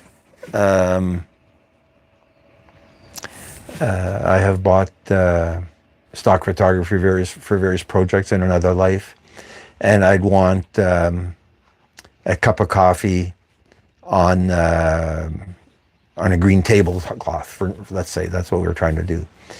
And then you'd go to a stock photography site and you go search for cups of coffee, because they put in keywords, and you'd find the table cover that you want. Now you would go to Shutterstock or Adobe Stock, for instance, and say, yeah, I like that. We can rot our own brains out to our own liking. It reminds me of the Wall-E movie.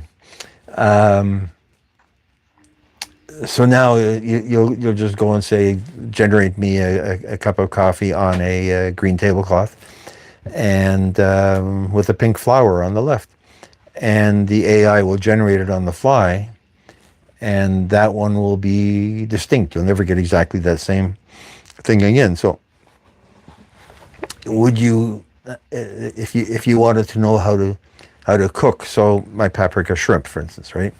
So now you're going to search Google paprika shrimp, and you're going to find 100 different videos, and hopefully the algorithm will put mine at the top. If you had AI, would you just go to Google and healthy kitchen? This is where the Gemini in the Google searches is coming up, and Microsoft is doing the same thing with their what do they call their thing? Whatever their thing is in AI search. So instead of Google now giving you a bunch of pages with that have paprika shrimp on them, Google at the top says, this is how you make paprika shrimp, which it has assembled from all of the paprika shrimp recipe people that are out there. So you end up without anybody going to the people that have created all this content. And I guess that's what's getting the content creators upset, and the movie people upset, that they're suddenly no longer necessary. And they're necessary to keep filling the AI stream, because if nobody has ever had a cup of coffee on the foredeck of a boat, for instance, then it's not going to know what that even means. But once somebody has created the enough of the content that AI is based on, then people that are searching for stuff will find answers that Google generates on the fly.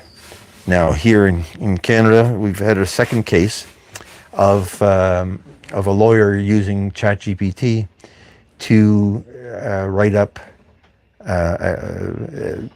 precedence cases for a court case, and the judge determined that the cases that the lawyer presented weren't real. They were invented out of thin air by ChatGPT, and it takes the knowledge and skill and memory of history of the judge to recognize that this doesn't make sense. I do want to work on a cookbook. So Steve, my PR guy that thinks I'm too old, does think that we can do a cookbook, because the cookbook doesn't really need my face. It'll still be a cookbook based on around a boat and pictures on the water and stuff like that. So I've been using ChatGPT to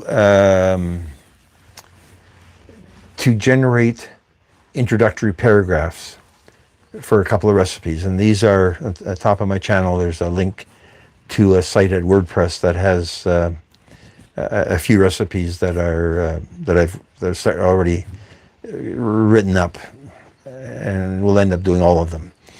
But in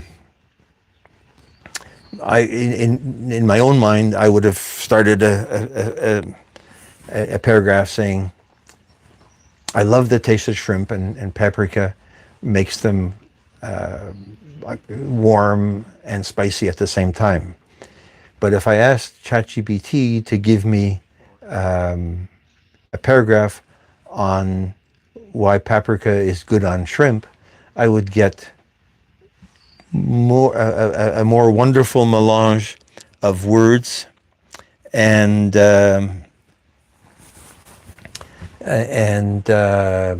word picture that to me sounds better than what I would have said. And so I've used ChatGPT for that. Then I've gone and changed the words, because I've sort of said I would rather do it differently. But I'm also the kind of person that uses Waze to tell me how to get somewhere, and then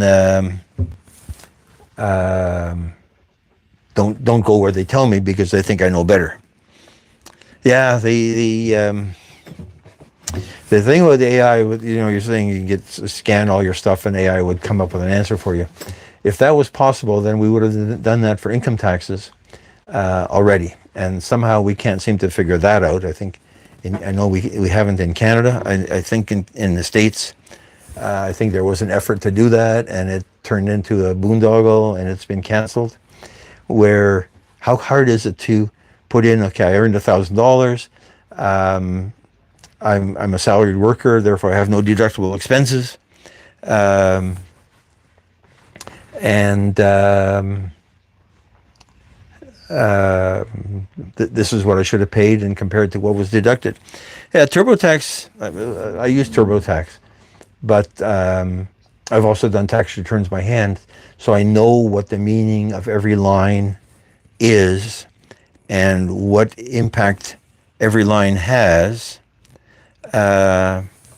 on how much taxes I have to pay, and whether a deduction will fit their definitions. Other people complain that TurboTax makes mistakes because they didn't understand enough of what about taxes, that they knew that what. Why is the bilge pump running? That they knew what the TurboTax was doing. So I do want to, as an experiment, I'm not sure I want to do that as a strategy for this channel, is ask ChatGPT.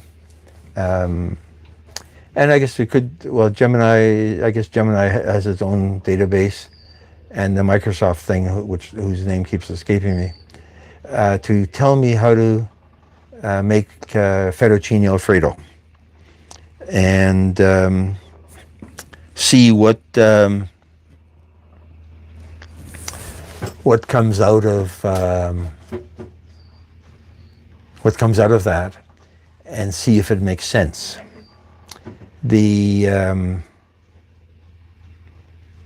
know when I look at AI generated pictures, and I'm looking at them on TikTok, generated photos or videos of people, I'm always checking to see how many fingers there are, and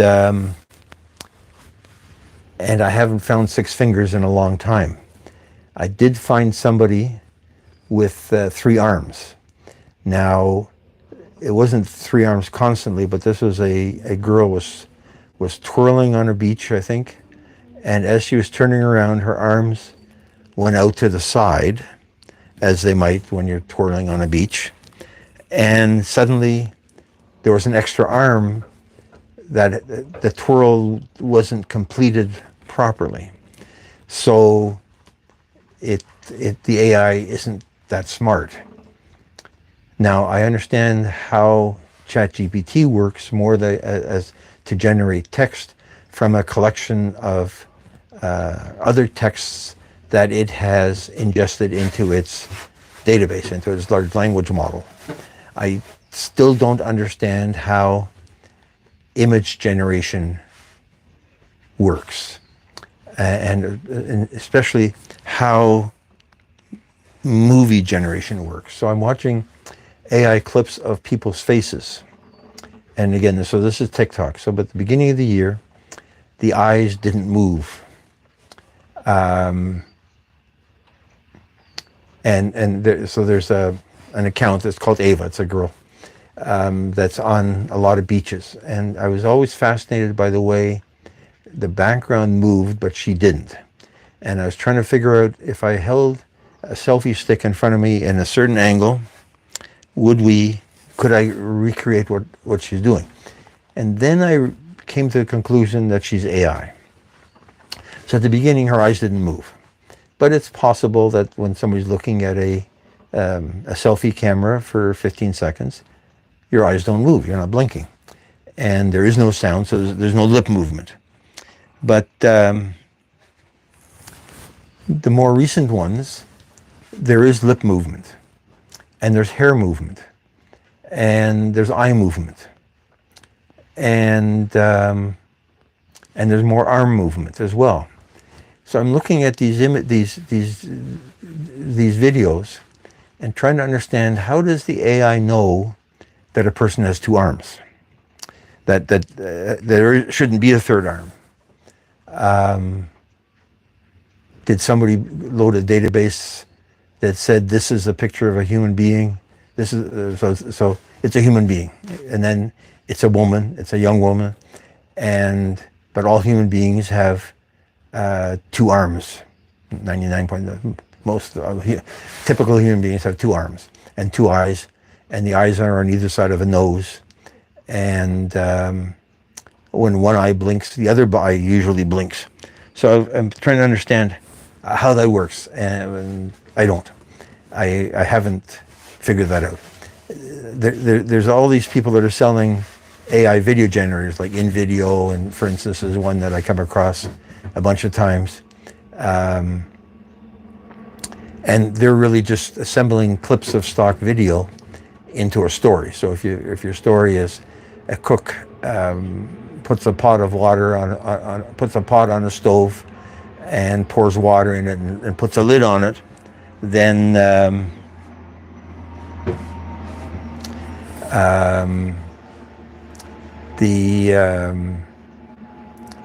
I am not an AI, I am a real human being.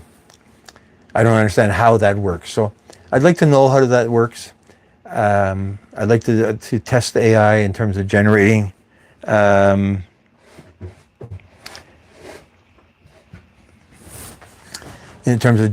just ingredients for a menu. But it's kind of interesting what the world is doing, and the big studios, as Dr. said, they are going to replace $1 million actors with a bot, but that might not work. That you might still, unless the bot ends up with a personality. Why do people like George Clooney even when he's selling coffee? It's because we, as an audience, have decided that we like George Clooney's character. Now, you could build a bot that has that character as well.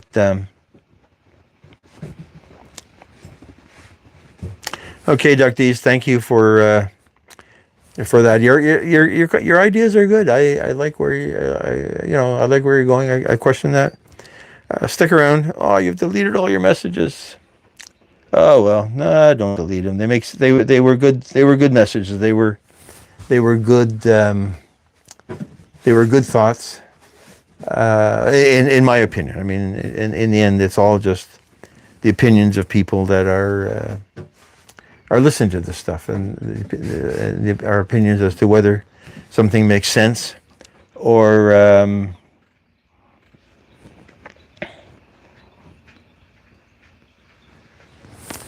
Where what people have to say. And yeah, people get different things from chats. Some people just want to have a presence. Some people want to talk. Some people want to listen. I talk too much, probably. I go to other people's chats where, short of saying hi to the guests, that's all the dialogue that there is. And it's a thing. So different strokes for different folks.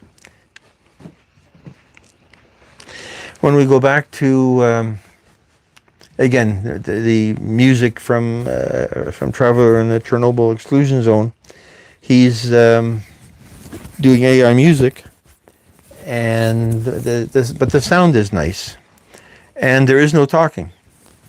There is no talking. It's just listening and being in the same virtual space. Yes, Dr. East, take care. We'll see you again. We'll check out your live and your videos.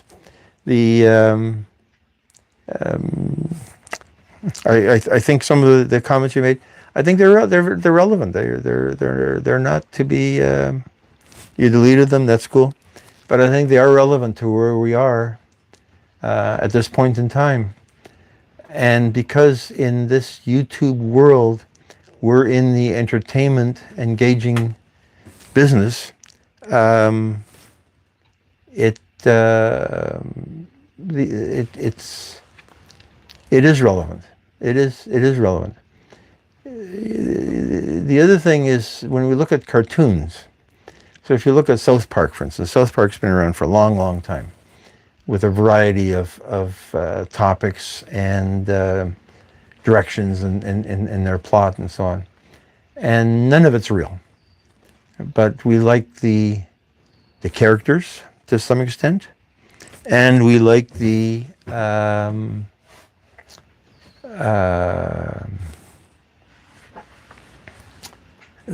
we like the characters, and we like the plots that are brought out. So when we come back to cooking, so the plot is fettuccine alfredo, and the characters are the ingredients, and the cook, the presenter, the host, is there to present the melding of those ingredients into an interesting, hopefully, and interesting tasting and interesting looking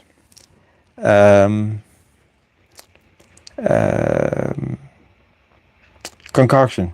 Hey, Captain Crush, welcome aboard. Nice to see you.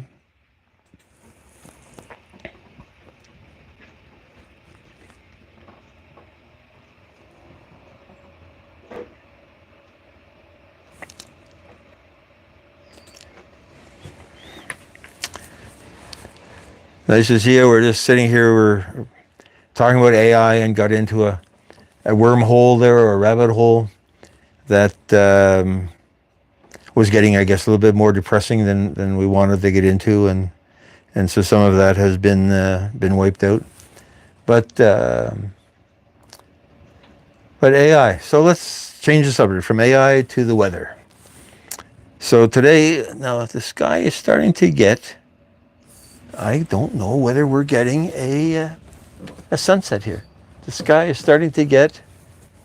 I see a little bit of yellow in the sky.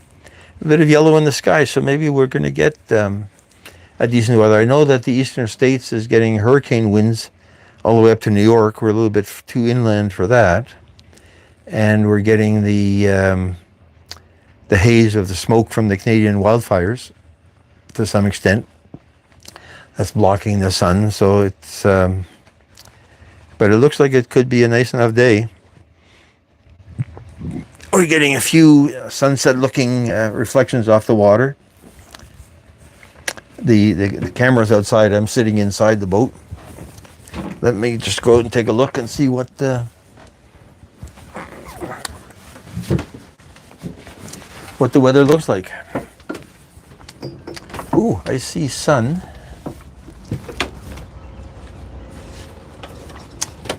Hello, chat. How are you? I see actual sun. Now again, the sunset is going down behind the trees, so it's not that exciting. But it's certainly nice to see a little bit of yellow light on the reflecting off the water. So leave that outside for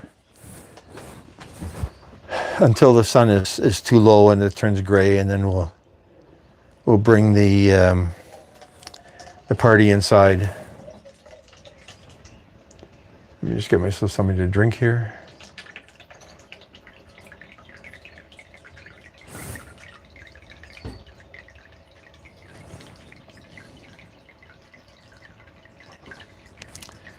Not sure this water's warm enough. I mean cold enough.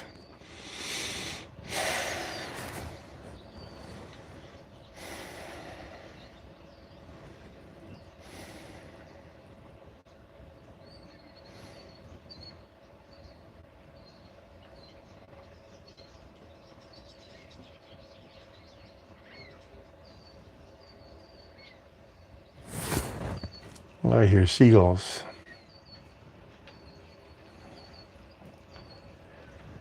There was one boat that was out. I guess it came in. I didn't notice them going by.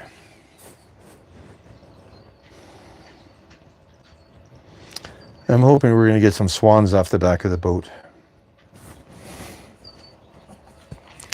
We do from time to time.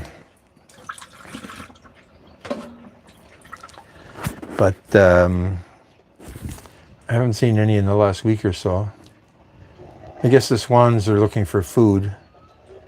They're looking for fish. Somebody else asked if I'd been fishing, and I say I'm not going to fish off the back of the boat here in the marina because it's too polluted. But that's not stopping the swans and the seabirds from enjoying whatever fish they can find in the water.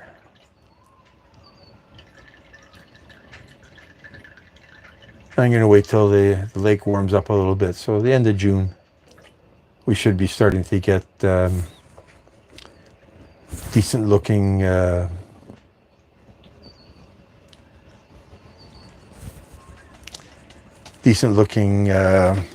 warmth in the water that we're going to get some decent fish. Let me just move this, get this out of the way.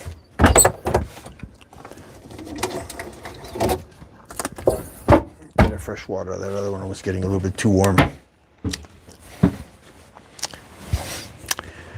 So, Chad, hats off. Hats on a mission. I think I remember your channel. Yeah,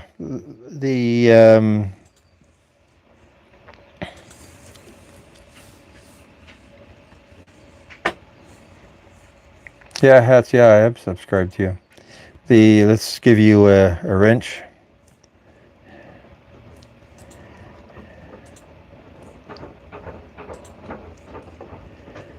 Glory Creations, welcome aboard. Duck. These in the marina. I wouldn't fish in the marina because there is a bit of industrial pollution. There's a gas-fired power plant just on the other side of this bit of land that forms a road into the hey Glory Creations, into the marina. But further out, we're into 40 to 80 feet of water. As I say, it's still very cold, and there is good fishing there. There's big salmon fishing derbies, so people go out and they're downriggers and they're trolling all day, hoping to catch the winning fish. And I think we're into the 20, 30 pounds of salmon kind of thing. But I'm more interested in the panfish, the perch and the smallmouth bass. And we will fish for them a little bit further out to get away from the more polluted areas. I mean, the water, everything flows everywhere. But the silt and the sand at the bottom here, close to the shore, close to this industrial area, is probably not ideal for fish to eat. There's no mercury here that's any issue. And I would probably stay away from things like carps and suckers and catfish that are out here. And I don't know how to avoid catching one, but I guess you just throw them back and not eat it. But there is good fishing here. I see people on the shore quite a bit on the way, really closer to the outflow of this power plant. And the reason for going there, I believe, is the water's warm because it's a bit of exhaust water from a gas-powered steam turbine, right? So the steam or gas-powered hot air. I don't know how a gas turbine power plant works, but there's cooling water. I've been through the plant. They have visitor days. photographer days. I've been through the plant and taken pictures of pretty pipes and signs that say hot, cold. So people fish in that outflow from that plant. I've never seen anybody catch anything. Now, I've never asked them, but I've asked people on this the other side of this marina that we don't see it here. I guess those trees behind those boats eventually are the other side of this marina. I've asked people there whether they've caught anything, and nobody has ever said they have. But yeah, there's good fishing here, and I will this year, because I want to do a couple of catch and cooks, drop a line off the back of the boat and see what I catch. As I say, the objective is the smaller panfish. There's a lot of perch here. I remember, and this is a few years ago, my father and I would go looking for catching perch on a regular basis. We'd ice fish on Lake Ontario, Lake Erie, on the bays of Lake Erie and Port Dover and Long Point. And I think as far west as Point Pelee. So we drive out on the ice and go ice fishing there and bring home a bucket full of perch. And they were really good. He liked carp. I mean, as a kid, it was foods I didn't care. It was just on the plate. From what I've heard, I probably would throw back a carp. I've caught catfish in rivers in Ontario. I like the texture. I've had them stick holes in my hand from the sharp bone on their gills. So they've fought back a few times, and they have won from time to time. But so yeah, there is good fishing here apparently, and I will. Actually, there's two places here where there is a sign with pictures of fish, a fish identification kind of billboard put up by the department or ministry of whatever it is that's in charge of fishes. And pardon me. And they do show all of the fish that are typically found here. Now, again, is anybody catching them? I don't know. My preferred method of fishing in those days was a bobber with a hook and a worm. And I think that's as far into fishing as I'm going to get. Will I create a live? Like I watch a bunch of fishing channels, MVP Fishing, Fishy Things, Fishing in Wisconsin, Mrs. Fishing in Wisconsin. I mean, I'm sure I follow 10, 15 different fishing channels. I don't know if I would do a live of my fishing rod sitting there doing nothing all day, although I saw somebody on MVP Fishing. I think MVP, he's in Michigan. I saw him catch what I thought was a nice size bass, and he threw it back. So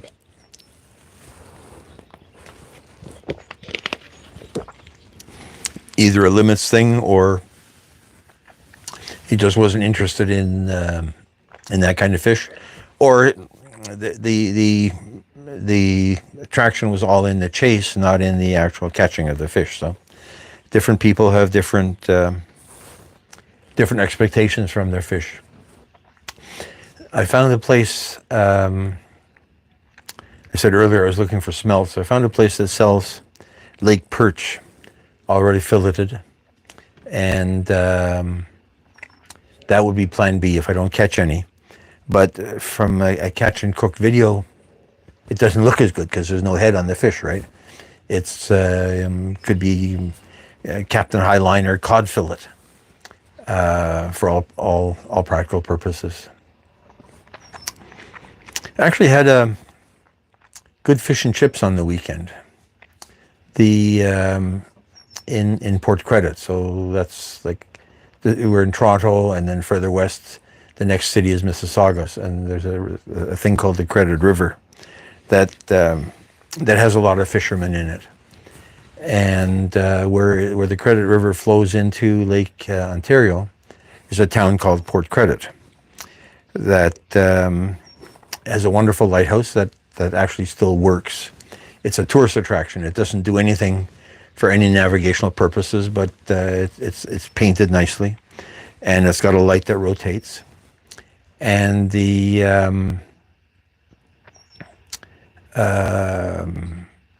there's a couple of marinas in there as well. But there's a restaurant there, aptly and cutely named Snug Harbor, that has a huge seafood selection. Now, none of it is really seafood that they've just caught in that lake. I guess whitefish was on there, and whitefish are caught in Lake Ontario. But a lot of crab and lobster and oysters and mussels and those things. But it's a beautiful restaurant because you can sort of watch the water, you can watch the boats. Very busy,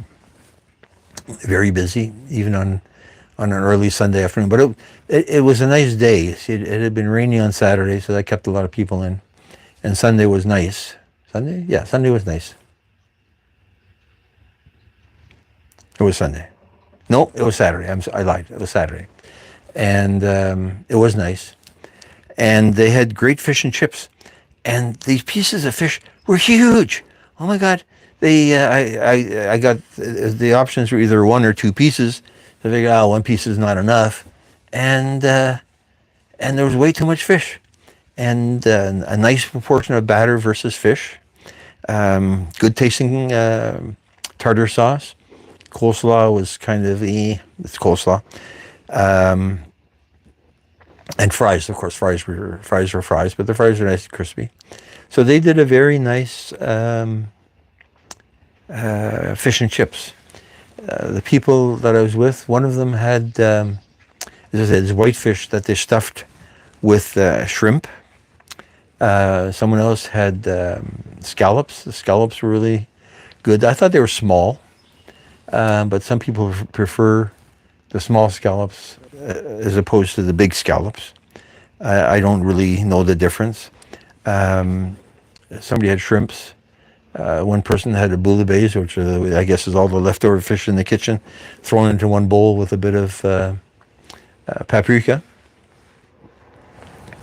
and saffron. And so the only time I've ever bought saffron was to make bouillabaisse, because it adds a nice bit of yellow flavor, yellow color. What I didn't realize was that saffron also has a bit of a taste. So not only, we're just going to plane flying overhead today. So not only does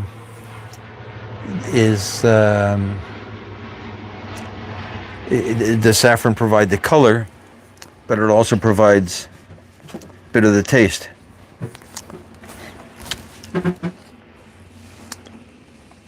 Thanks, Ducties. Thanks for dropping by.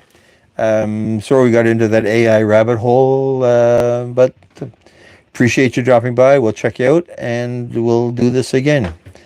The cruising on the high seas.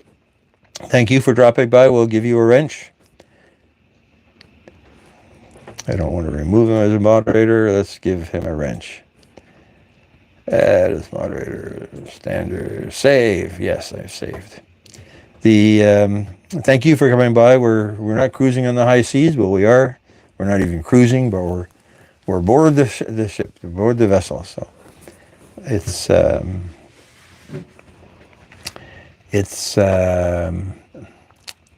relatively small sailboat, but it's the backdrop against which I'm trying to talk about cooking in a world that is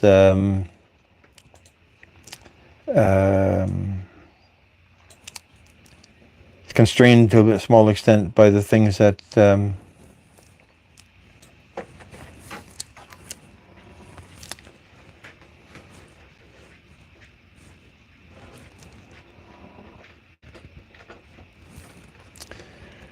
being on a boat constrains you. And the biggest constraint is refrigeration.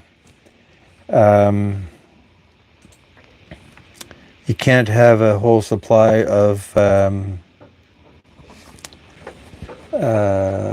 things that you'd have if you're in a house with a fridge and a freezer. So we're trying to be a... No, we're not a houseboat. It's a sailboat. There's 1, 2, 3, 4, 5, 6. Technically, it'll sleep 6. There's only one bathroom, so it's really not that big. It's not a houseboat. When I was talking a while ago about people living on their boats, maybe before you came aboard, there is a place here that sells permanently attached houseboats. And they're in the $500,000 price range now. $500,000 in some cities is a lot. In Toronto, $500,000 is a 500 square foot condo. At that, if that. But no, so we're not a houseboat. There are no houseboats in this marina.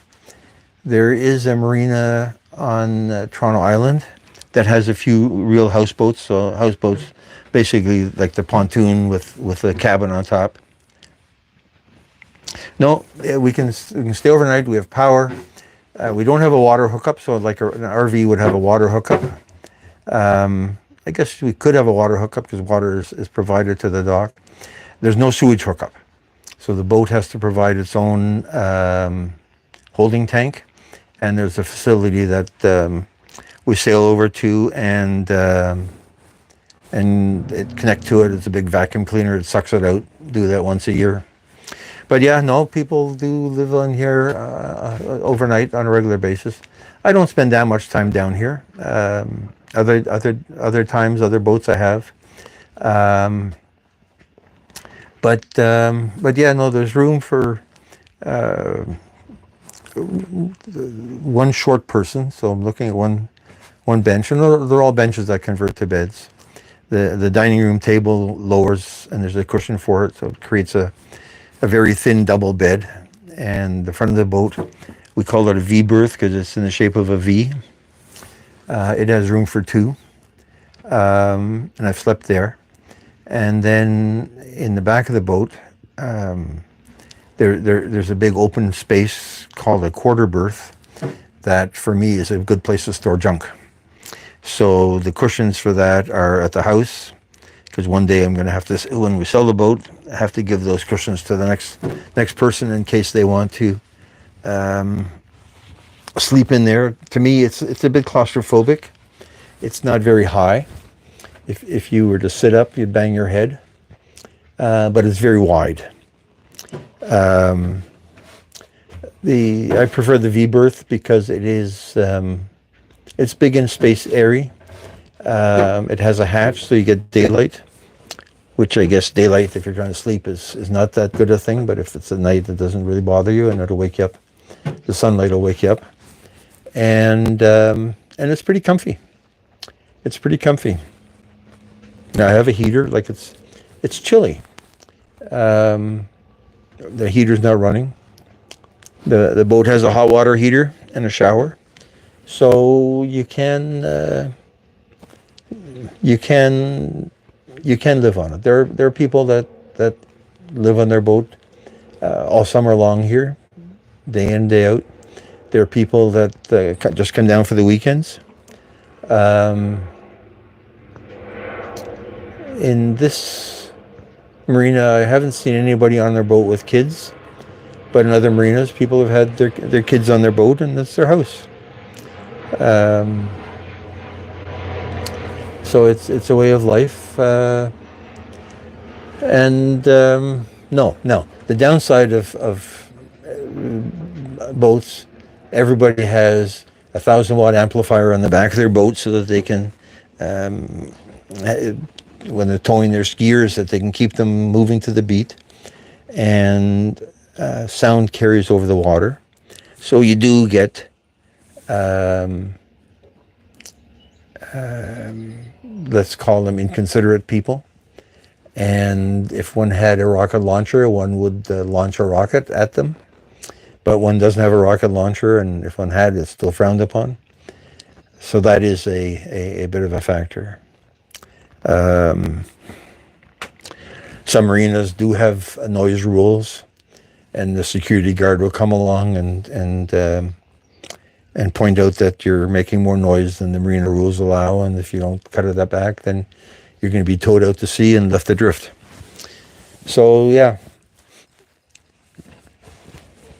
it's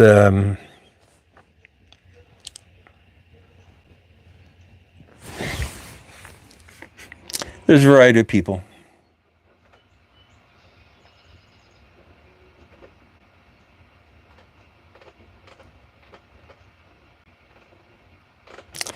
The I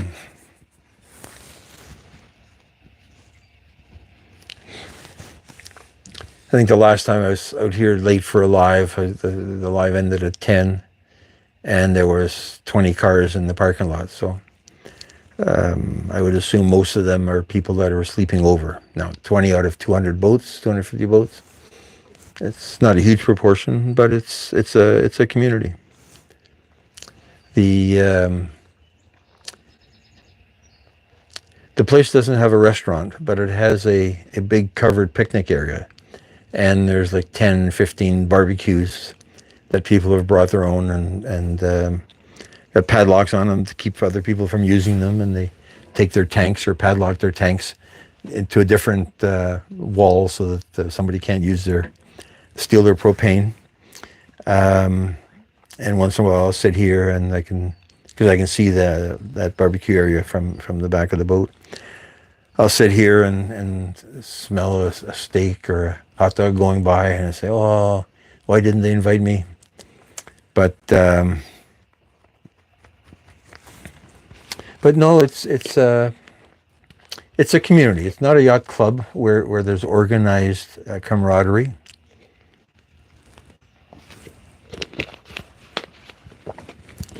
But people, I get to know my neighbor and the neighbor two docks over. I sometimes forget their names. I have to be told several times repeatedly. But there's a variety of people on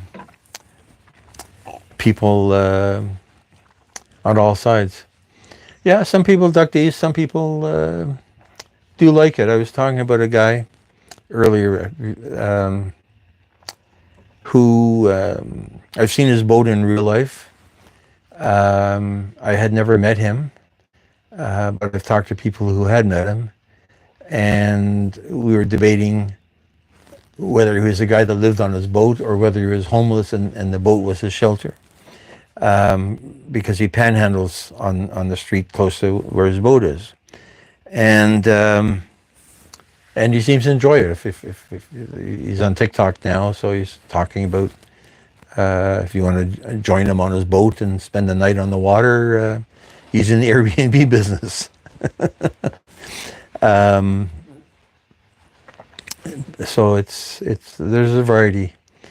The problem here is it gets cold in the winter, and the lake freezes up.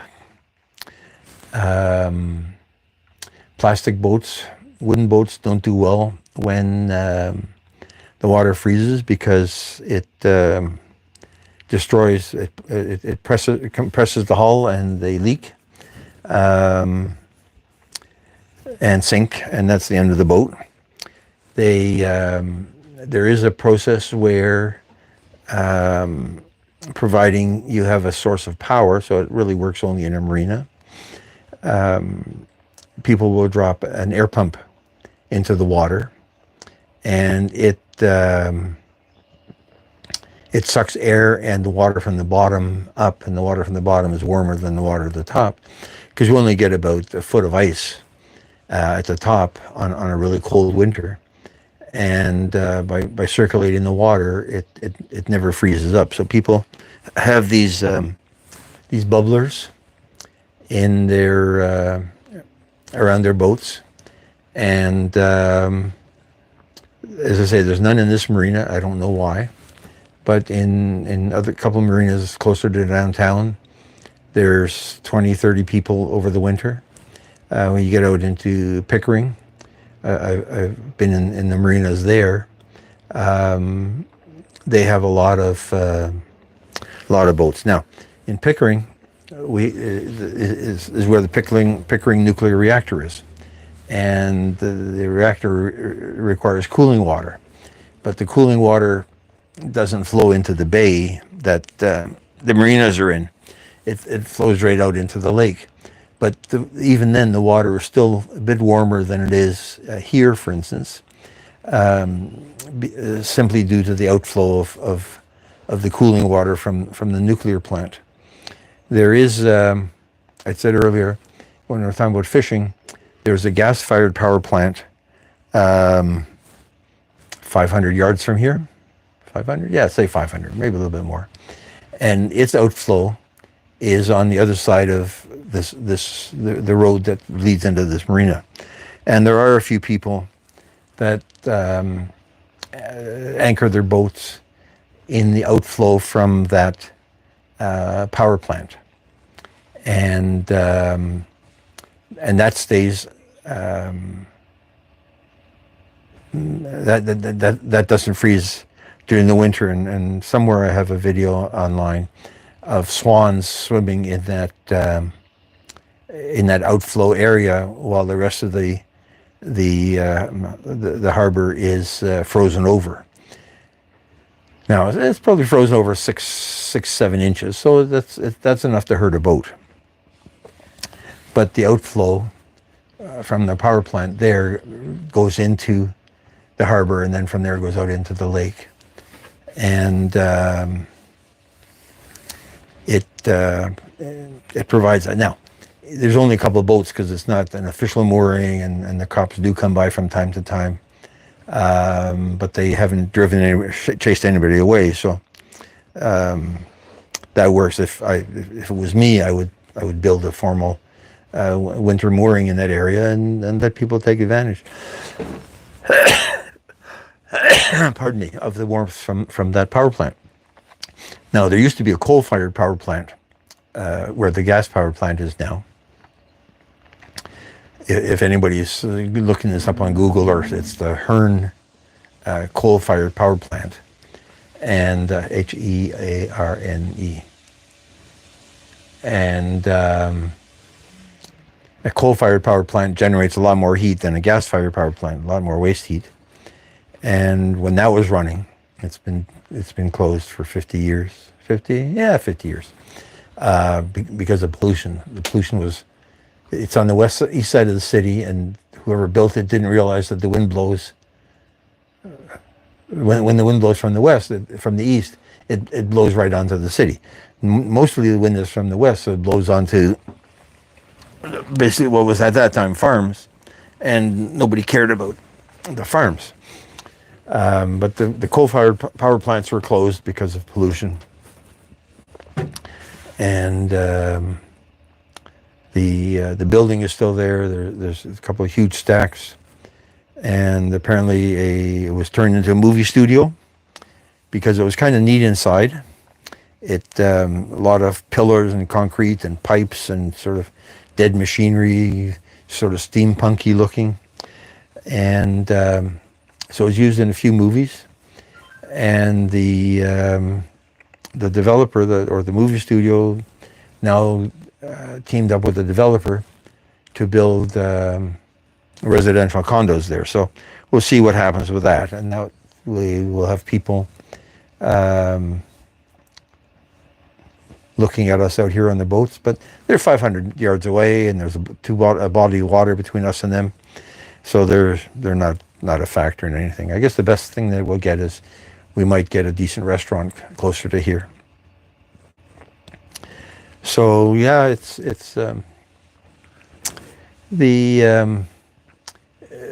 people have said like boats are small, the boats are cramped. So people have said living on a boat is expensive, substandard housing. The houseboats that are in a place called Bluffers Marina, they sell, as I said, for $400,000 plus mooring fees. But they're connected to the city water and power and sewage.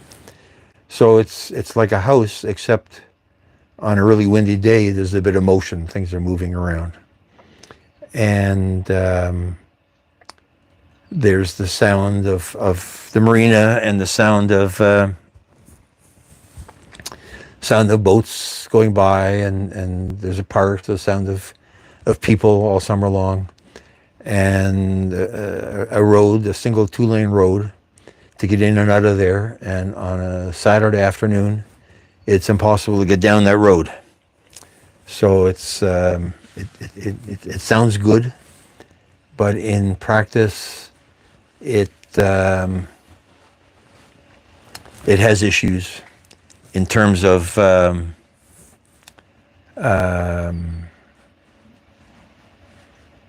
getting in and out of there. But people, we see them listed on the real estate sites, and in 2 days they're gone because somebody's looking for that sort of cute lifestyle. And then maybe once people move in, they regret it, and there isn't enough appreciation, so they can't easily bail out of their mortgage, so they stay around for 3 or 4 years. But that marina has a couple of decent restaurants as well, so it's a slightly different marina, and it's next to a park with a huge beach, and the beach is very sandy, and as I say, huge. I can't even visualize how big it is. But it's so it provides that beach environment as well. And I've always thought that California beaches were a wonderful thing, like Santa Monica and Malibu and La Jolla and that whole beach environment. You get into Florida, Fort Lauderdale, and Miami, South Beach. So living on the beach, I guess it has its attractions. So that's not going to happen. So here we are, floating in a small sloop. But during COVID, bring the computer down, work here, get away from places. It was something to do. So it's starting to get dark outside there. Let's see how much longer we're going to give it. It's 8:30, so the sun has gone down officially.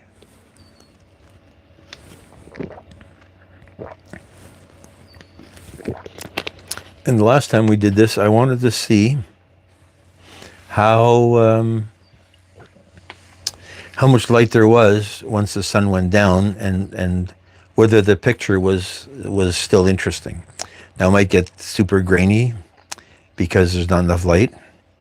The boats themselves aren't lit up, but the docks have lights on them, sort of yellow lights, and that might create a pretty enough scene that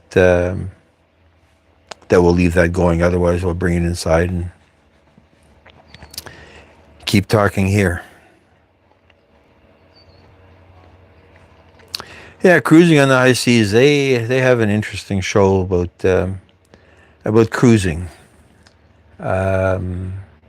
It's not really. I mean, it's a boat and it's water, but the concept of cruising doesn't ring a bell for me, because it's surrounded by many people. Then you get into the Disney cruises with like 5,000 people, all on top of each other, fighting for a chair by the pool. It doesn't seem to do anything for me.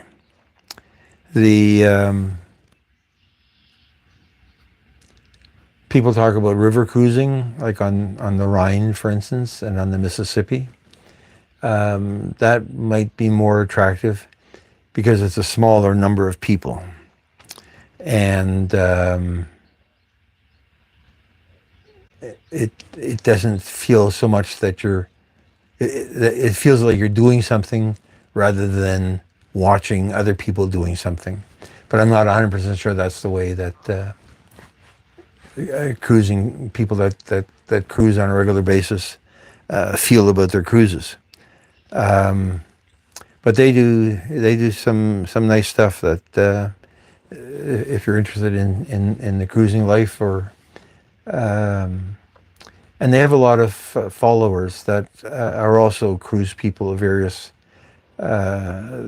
statures and complexities who have their own lives and their own stories about their cruising experiences and where they're going next and how much fun they had or didn't have at the last place. It it's interesting. Normally, I love boats, so I'll go and watch freighters. Um, we don't get a lot of freighters into Toronto because most of the industry has moved out. But every second day we get a boat to the sugar factory. So there's a sugar Redpath sugar plant still on the waterfront here of all the waterfront industry. The rest of the waterfront industry has all disappeared and turned into apartments. But they're still there. And so they'll get a boat from the Caribbean every second day, every third day at the worst. None in the winter, because the guys' boats can't get through. But I'll go down there and watch them and watch the tugboats and watch the thousands of seagulls attracted by the smell of the sugar cane. But then we have the Welland Canal. So the Welland Canal connects Lake Ontario and Lake Erie. And there's... hey, Trekking. I didn't see you come in. Welcome aboard. Yeah, Toronto has... the Redpath refinery is on the waterfront here. Right next to a thing called Sugar Beach, which I call a sandbox or fake beach. But so it's basically sand on a parking lot with a bunch of metal umbrellas. But again, it's something for downtown people living in apartments that don't have a backyard to a place to hang out. So yeah, so Redpath is there. I've never been in there. They offer tours from time to time. I've never been in there. It'd probably be interesting to see the process. But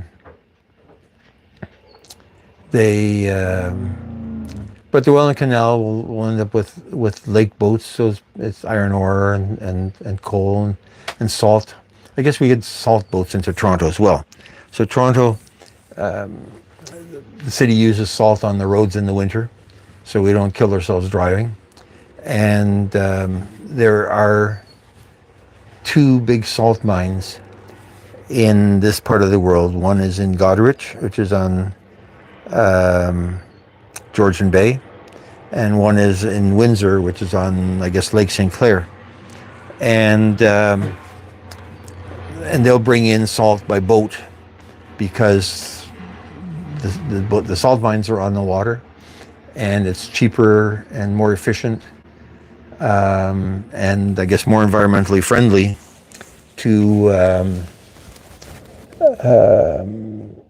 bring in that sort of bulk cargo than to move it by train or by truck.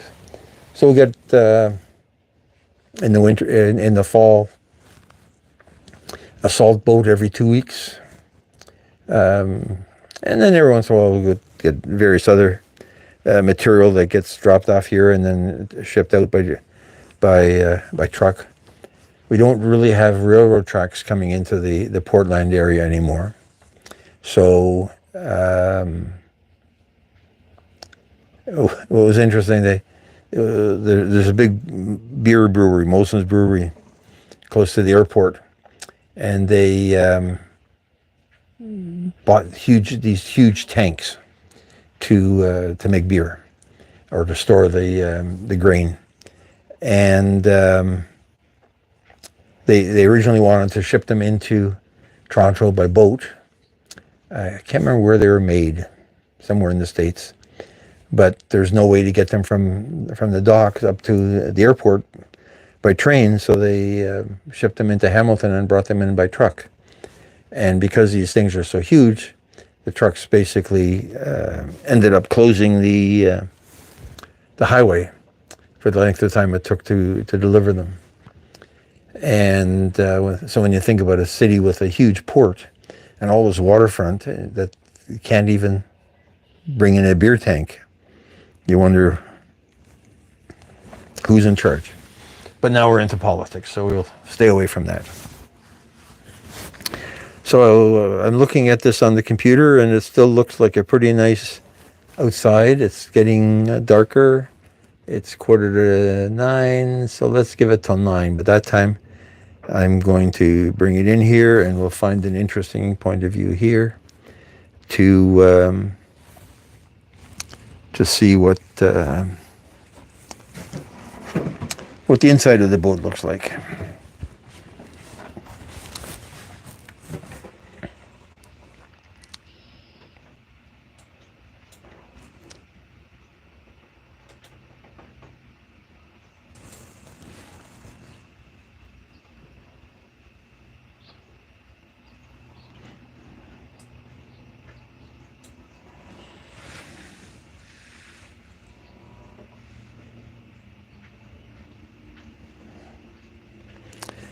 I hear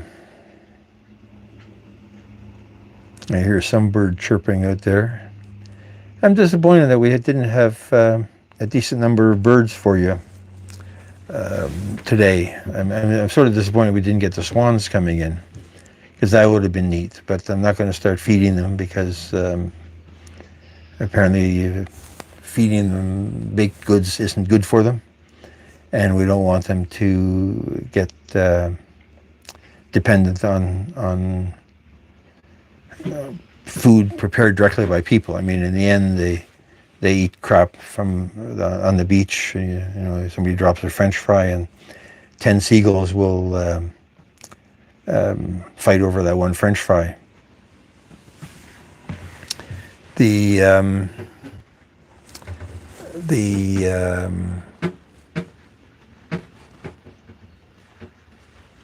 Yeah, so we don't want to.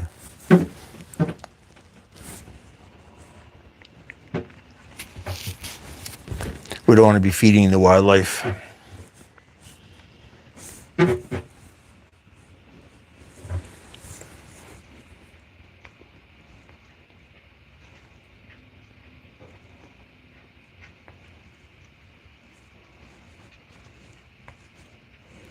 I keep hearing that bird, and I gotta go look outside to see who's making all this noise, what kind of creature they are.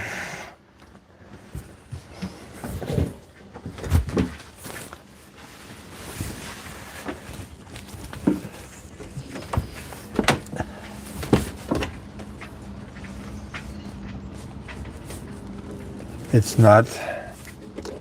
not a creature, it's the wind banging on the ropes on the boat next door, banging the ropes against the mast.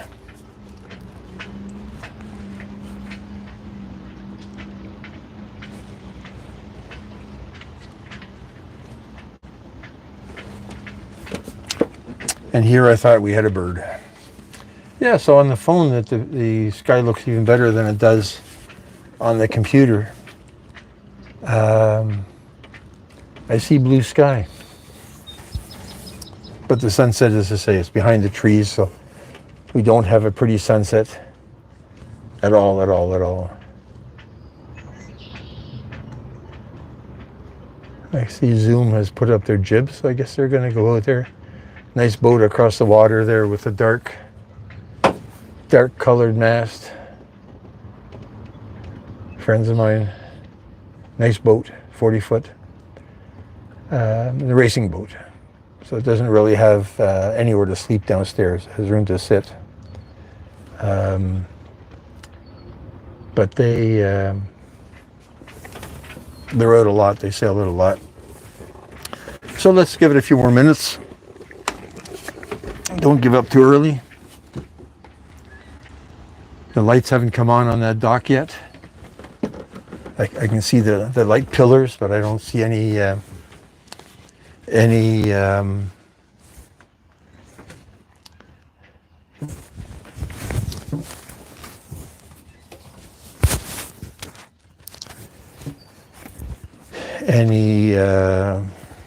lights on them. They're on a photocell, so they only come on when it's dark outside. Okay, let's get something to drink here.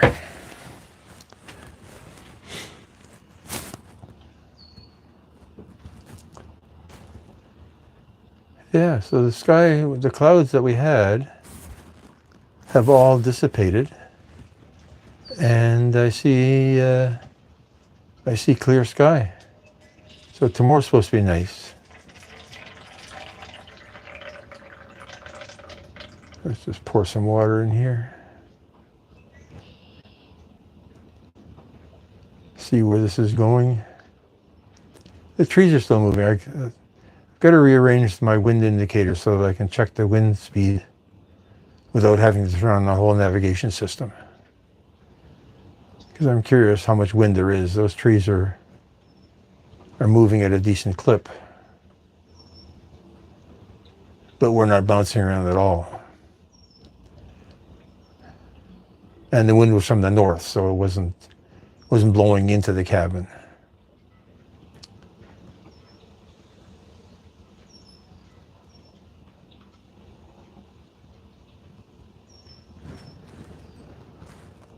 I see a spider crawling up there. Not much you can do about them. The birds, the swallows will come by and eat the spiders.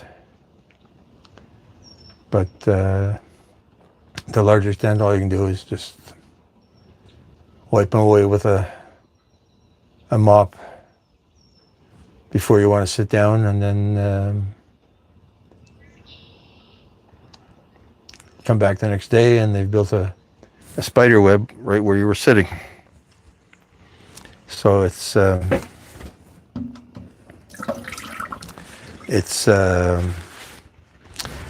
of the wildlife. Part of the wildlife. Where, let me just find,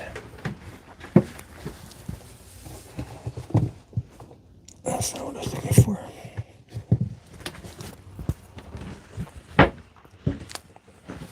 Let's see what the chat has to say.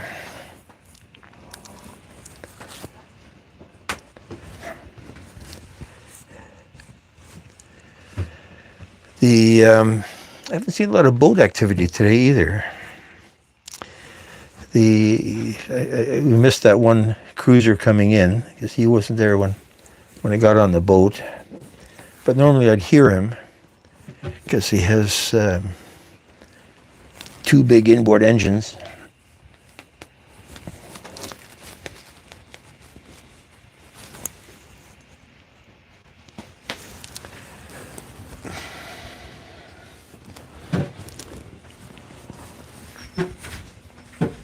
Let's see what the weather does.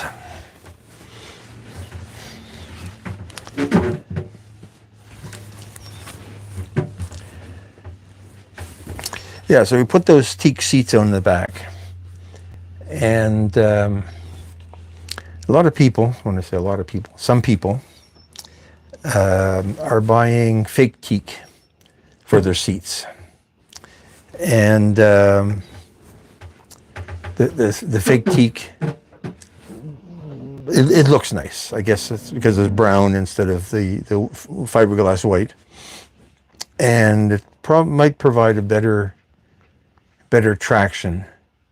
I like being on the boat and in bare feet because it's the most sure-footed, according to me. I've bought Sperry topsiders from time to time, partly because they're a status symbol. You have a Sperry's, you have a boat, and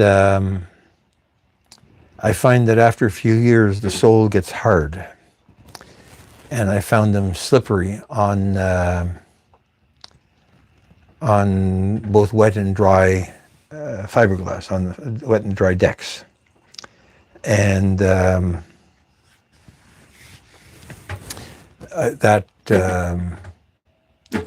is counterproductive. The reason for a boat shoe is to walk safely on a boat.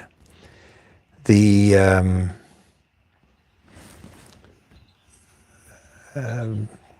bought Roots shoes, Rock something. I found those shoes that have a nicer sole. Even the black ones don't mark the boat. Now, normally I'd say people with black soles, I would ask them to take off their shoes. But these, I can't now for the life of me remember the name of the shoe. They don't get as hard. The rubber is a different rubber. Then, but barefoot for me works best. Even on a cold day, I still prefer walking around barefoot than wearing shoes. Now, when I say cold day, when you're getting into October and May, that's definitely shoes weather. The worst is just socks with no shoes, because socks get so slippery, and you slide into things and hurt your feet. At least when you're barefoot, it seems that you're more aware of not stubbing your toes. When you've got something on your feet, it seems that you're less aware of where your toes are in relation to the rest of the world. And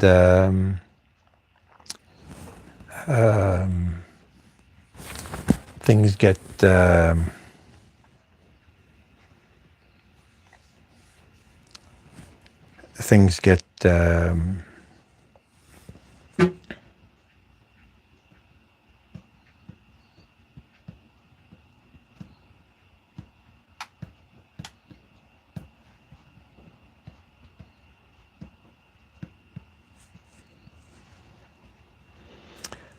slippery.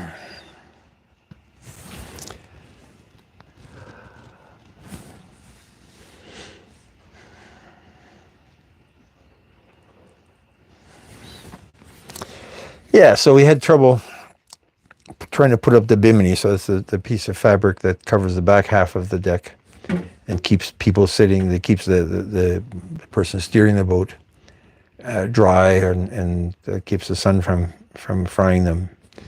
Trouble putting that up. Tried to do that live because the wind, there's a zipper attachment that I thought was secure, but obviously somehow the wind in the winter picked it up and blew it away.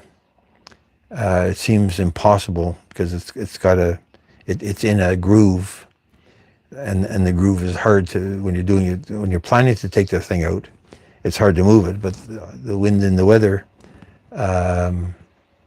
managed to remove the thing. It's not the kind of thing that somebody would steal because it doesn't make any sense. It's cut to the size of the fabric in the back of the boat, and every boat would be slightly different. So now I need to find a source for a replacement for that, and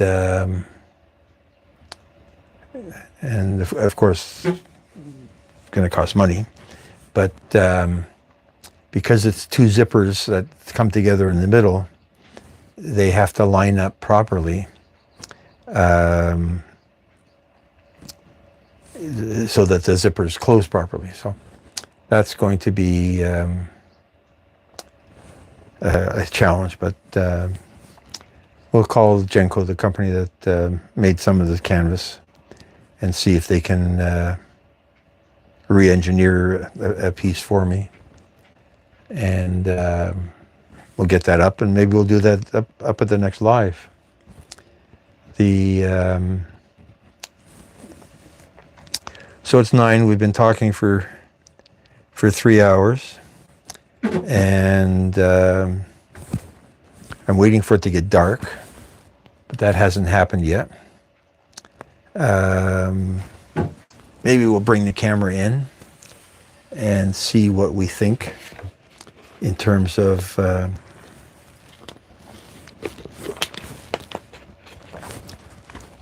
inside view.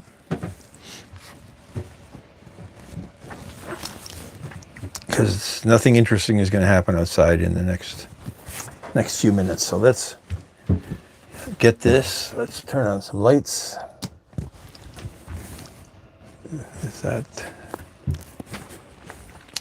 Let's turn on this light.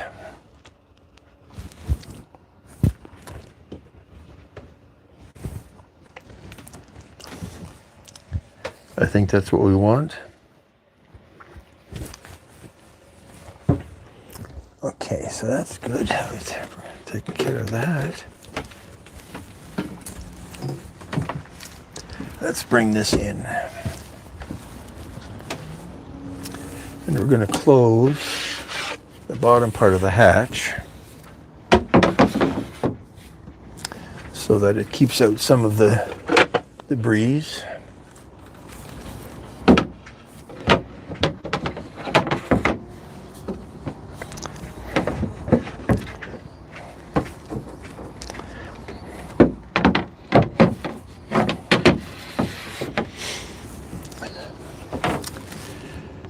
Okay, let's bring this inside.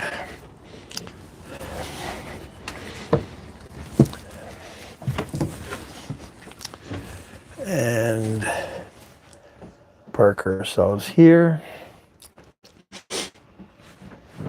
and see how that fits into this. And we're gonna turn on this heater a little bit. Just a little bit of warmth here.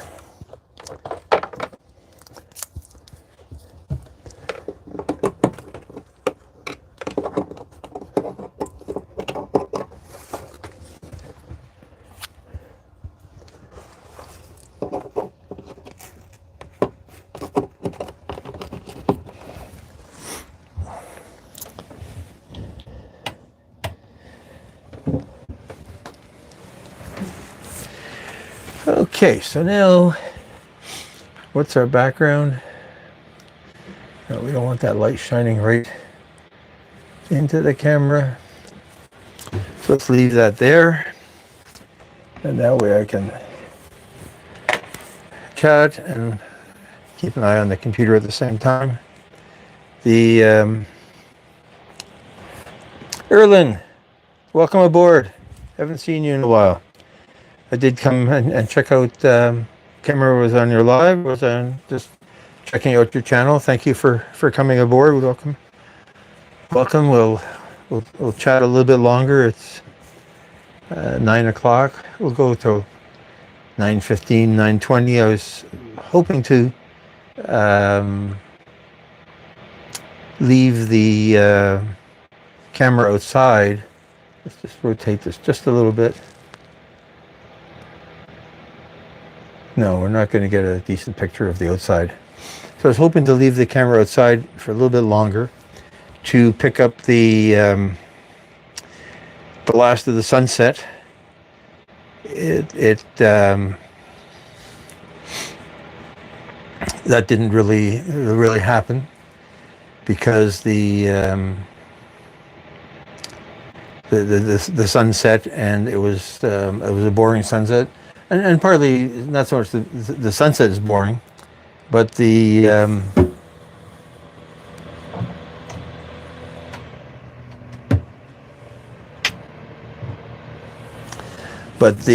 sun sets behind a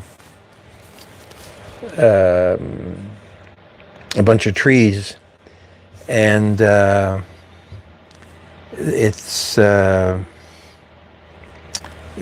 there's no beautiful sunset, so we're kind of stuck with it being light and then it being dark. The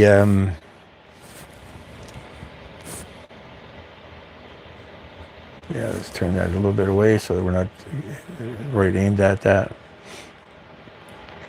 The there's blue sky now. Like the clouds have dissipated a little bit, and I expected we're going to see have some haze from the wildfires, but it reminds me that we're supposed to have a strawberry moon today. Now I only read the headlines. I didn't read the details about what a strawberry moon was, but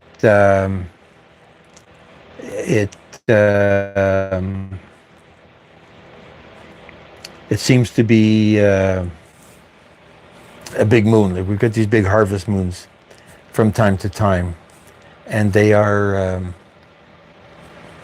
amazing in terms of the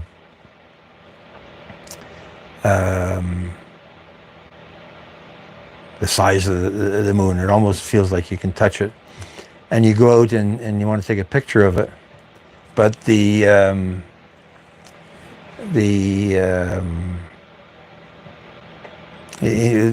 looks big when you're looking at it, and then you get the camera out and you aim the camera out there, or you aim your phone at it, and it's just such a tiny dot. And on a phone you zoom in, and the picture is very pixelated, and on a camera the pictures are small, and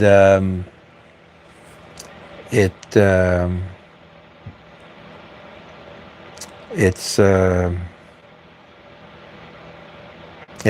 a factor that you look at these amazing moons, and I look at other people's moon shots, and they see the craters so clearly. When I take a picture of the moon, I really only see the craters clearly around the edges. The craters in the middle, where there's not enough shadow definition. So you get this, you look at the edge of the moon, and there's these beautiful valleys and hills, and on the inside there's just blobs of gray and less gray. Pardon me. Let's just turn this phone just a hair. It's a little bit crooked. There we are. Now we're less crooked.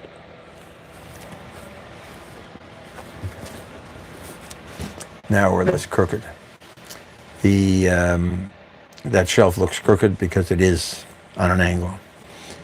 So I was thinking that the strawberry moon was going to be worth watching, and if it's going to be, if we're going to be cloudless overnight, then it might be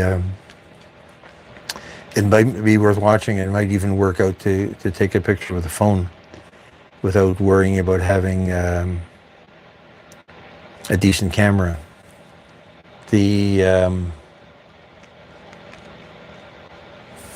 I'm looking to the side because I'm trying to figure out whether the phone is losing its battery life. There was a message went by and I didn't see what it said. If suddenly I disappear, it's because the phone has lost its battery life. I know when we had the eclipse, I tried to get some decent shots of the moon, and they weren't bad. I was in an area with too many trees, and it was hard to get around to finding a way to avoid the trees.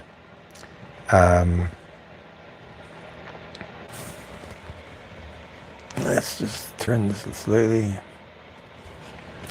There we are, that's better.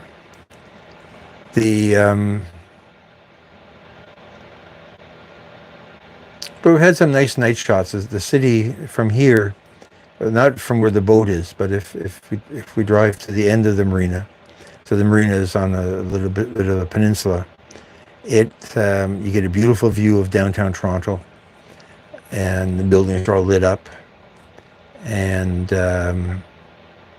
and the big bank towers have the bank logos on top. I guess they're the most visible from a distance.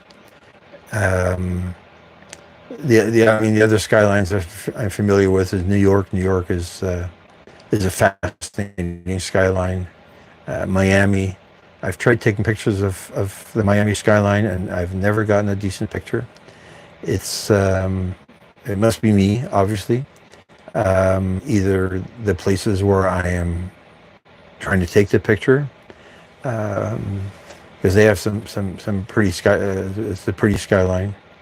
Um, San Francisco is pretty. San Francisco is pretty, but I've never taken pictures of San Francisco. Chicago, the pictures I see are pretty. Never taken pictures of Chicago.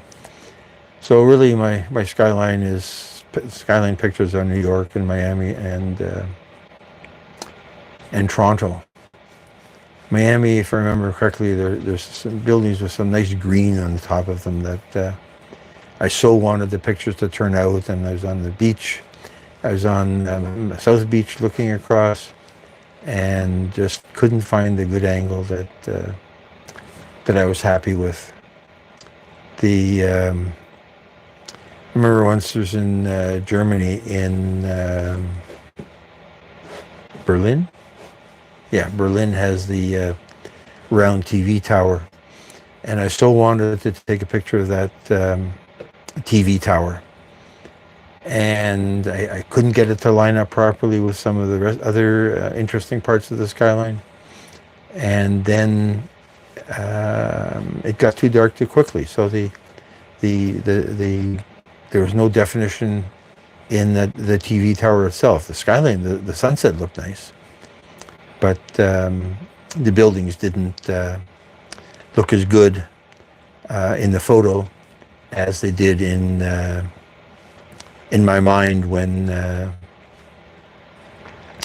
I plotted that. So it's you have great ideas, and they don't always work out the way you expected them. And some things, like Berlin, you're not there on a regular basis to say, okay, I didn't do a good job yesterday, let's do it again, and we'll do it right this time.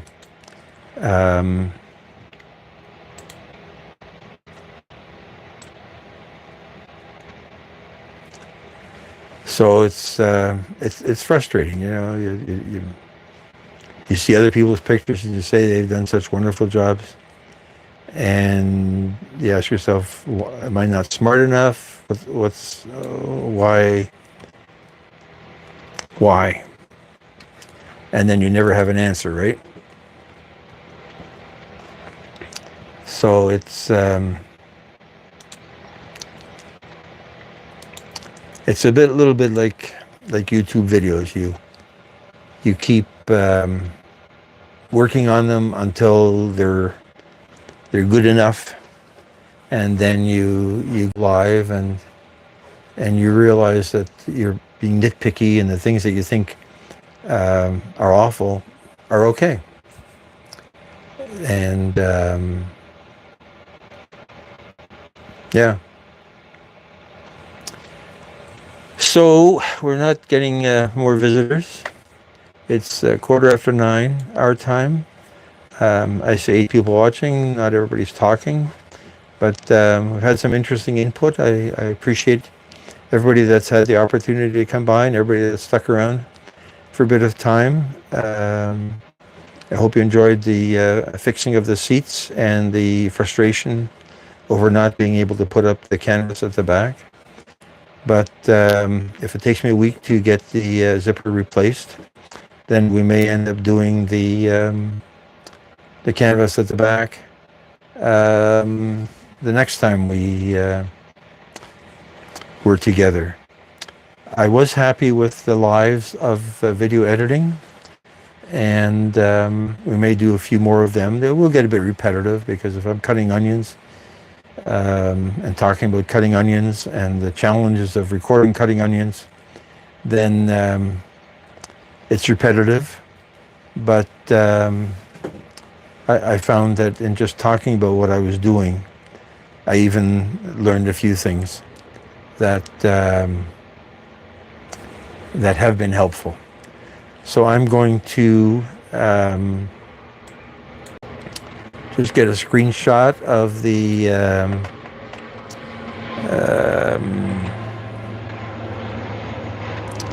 where's the screenshot thing?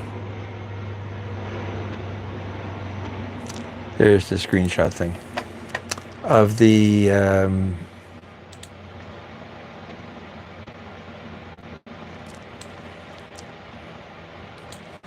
stats part of this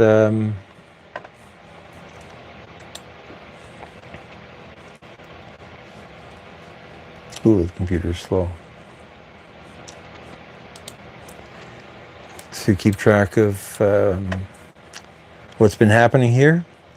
And I'm going to say thank you for dropping by.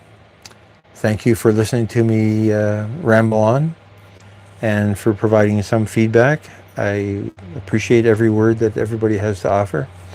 I'm going to push the button on this this thing. It says, "Are you sure you want to stop?" I'm going to say, okay.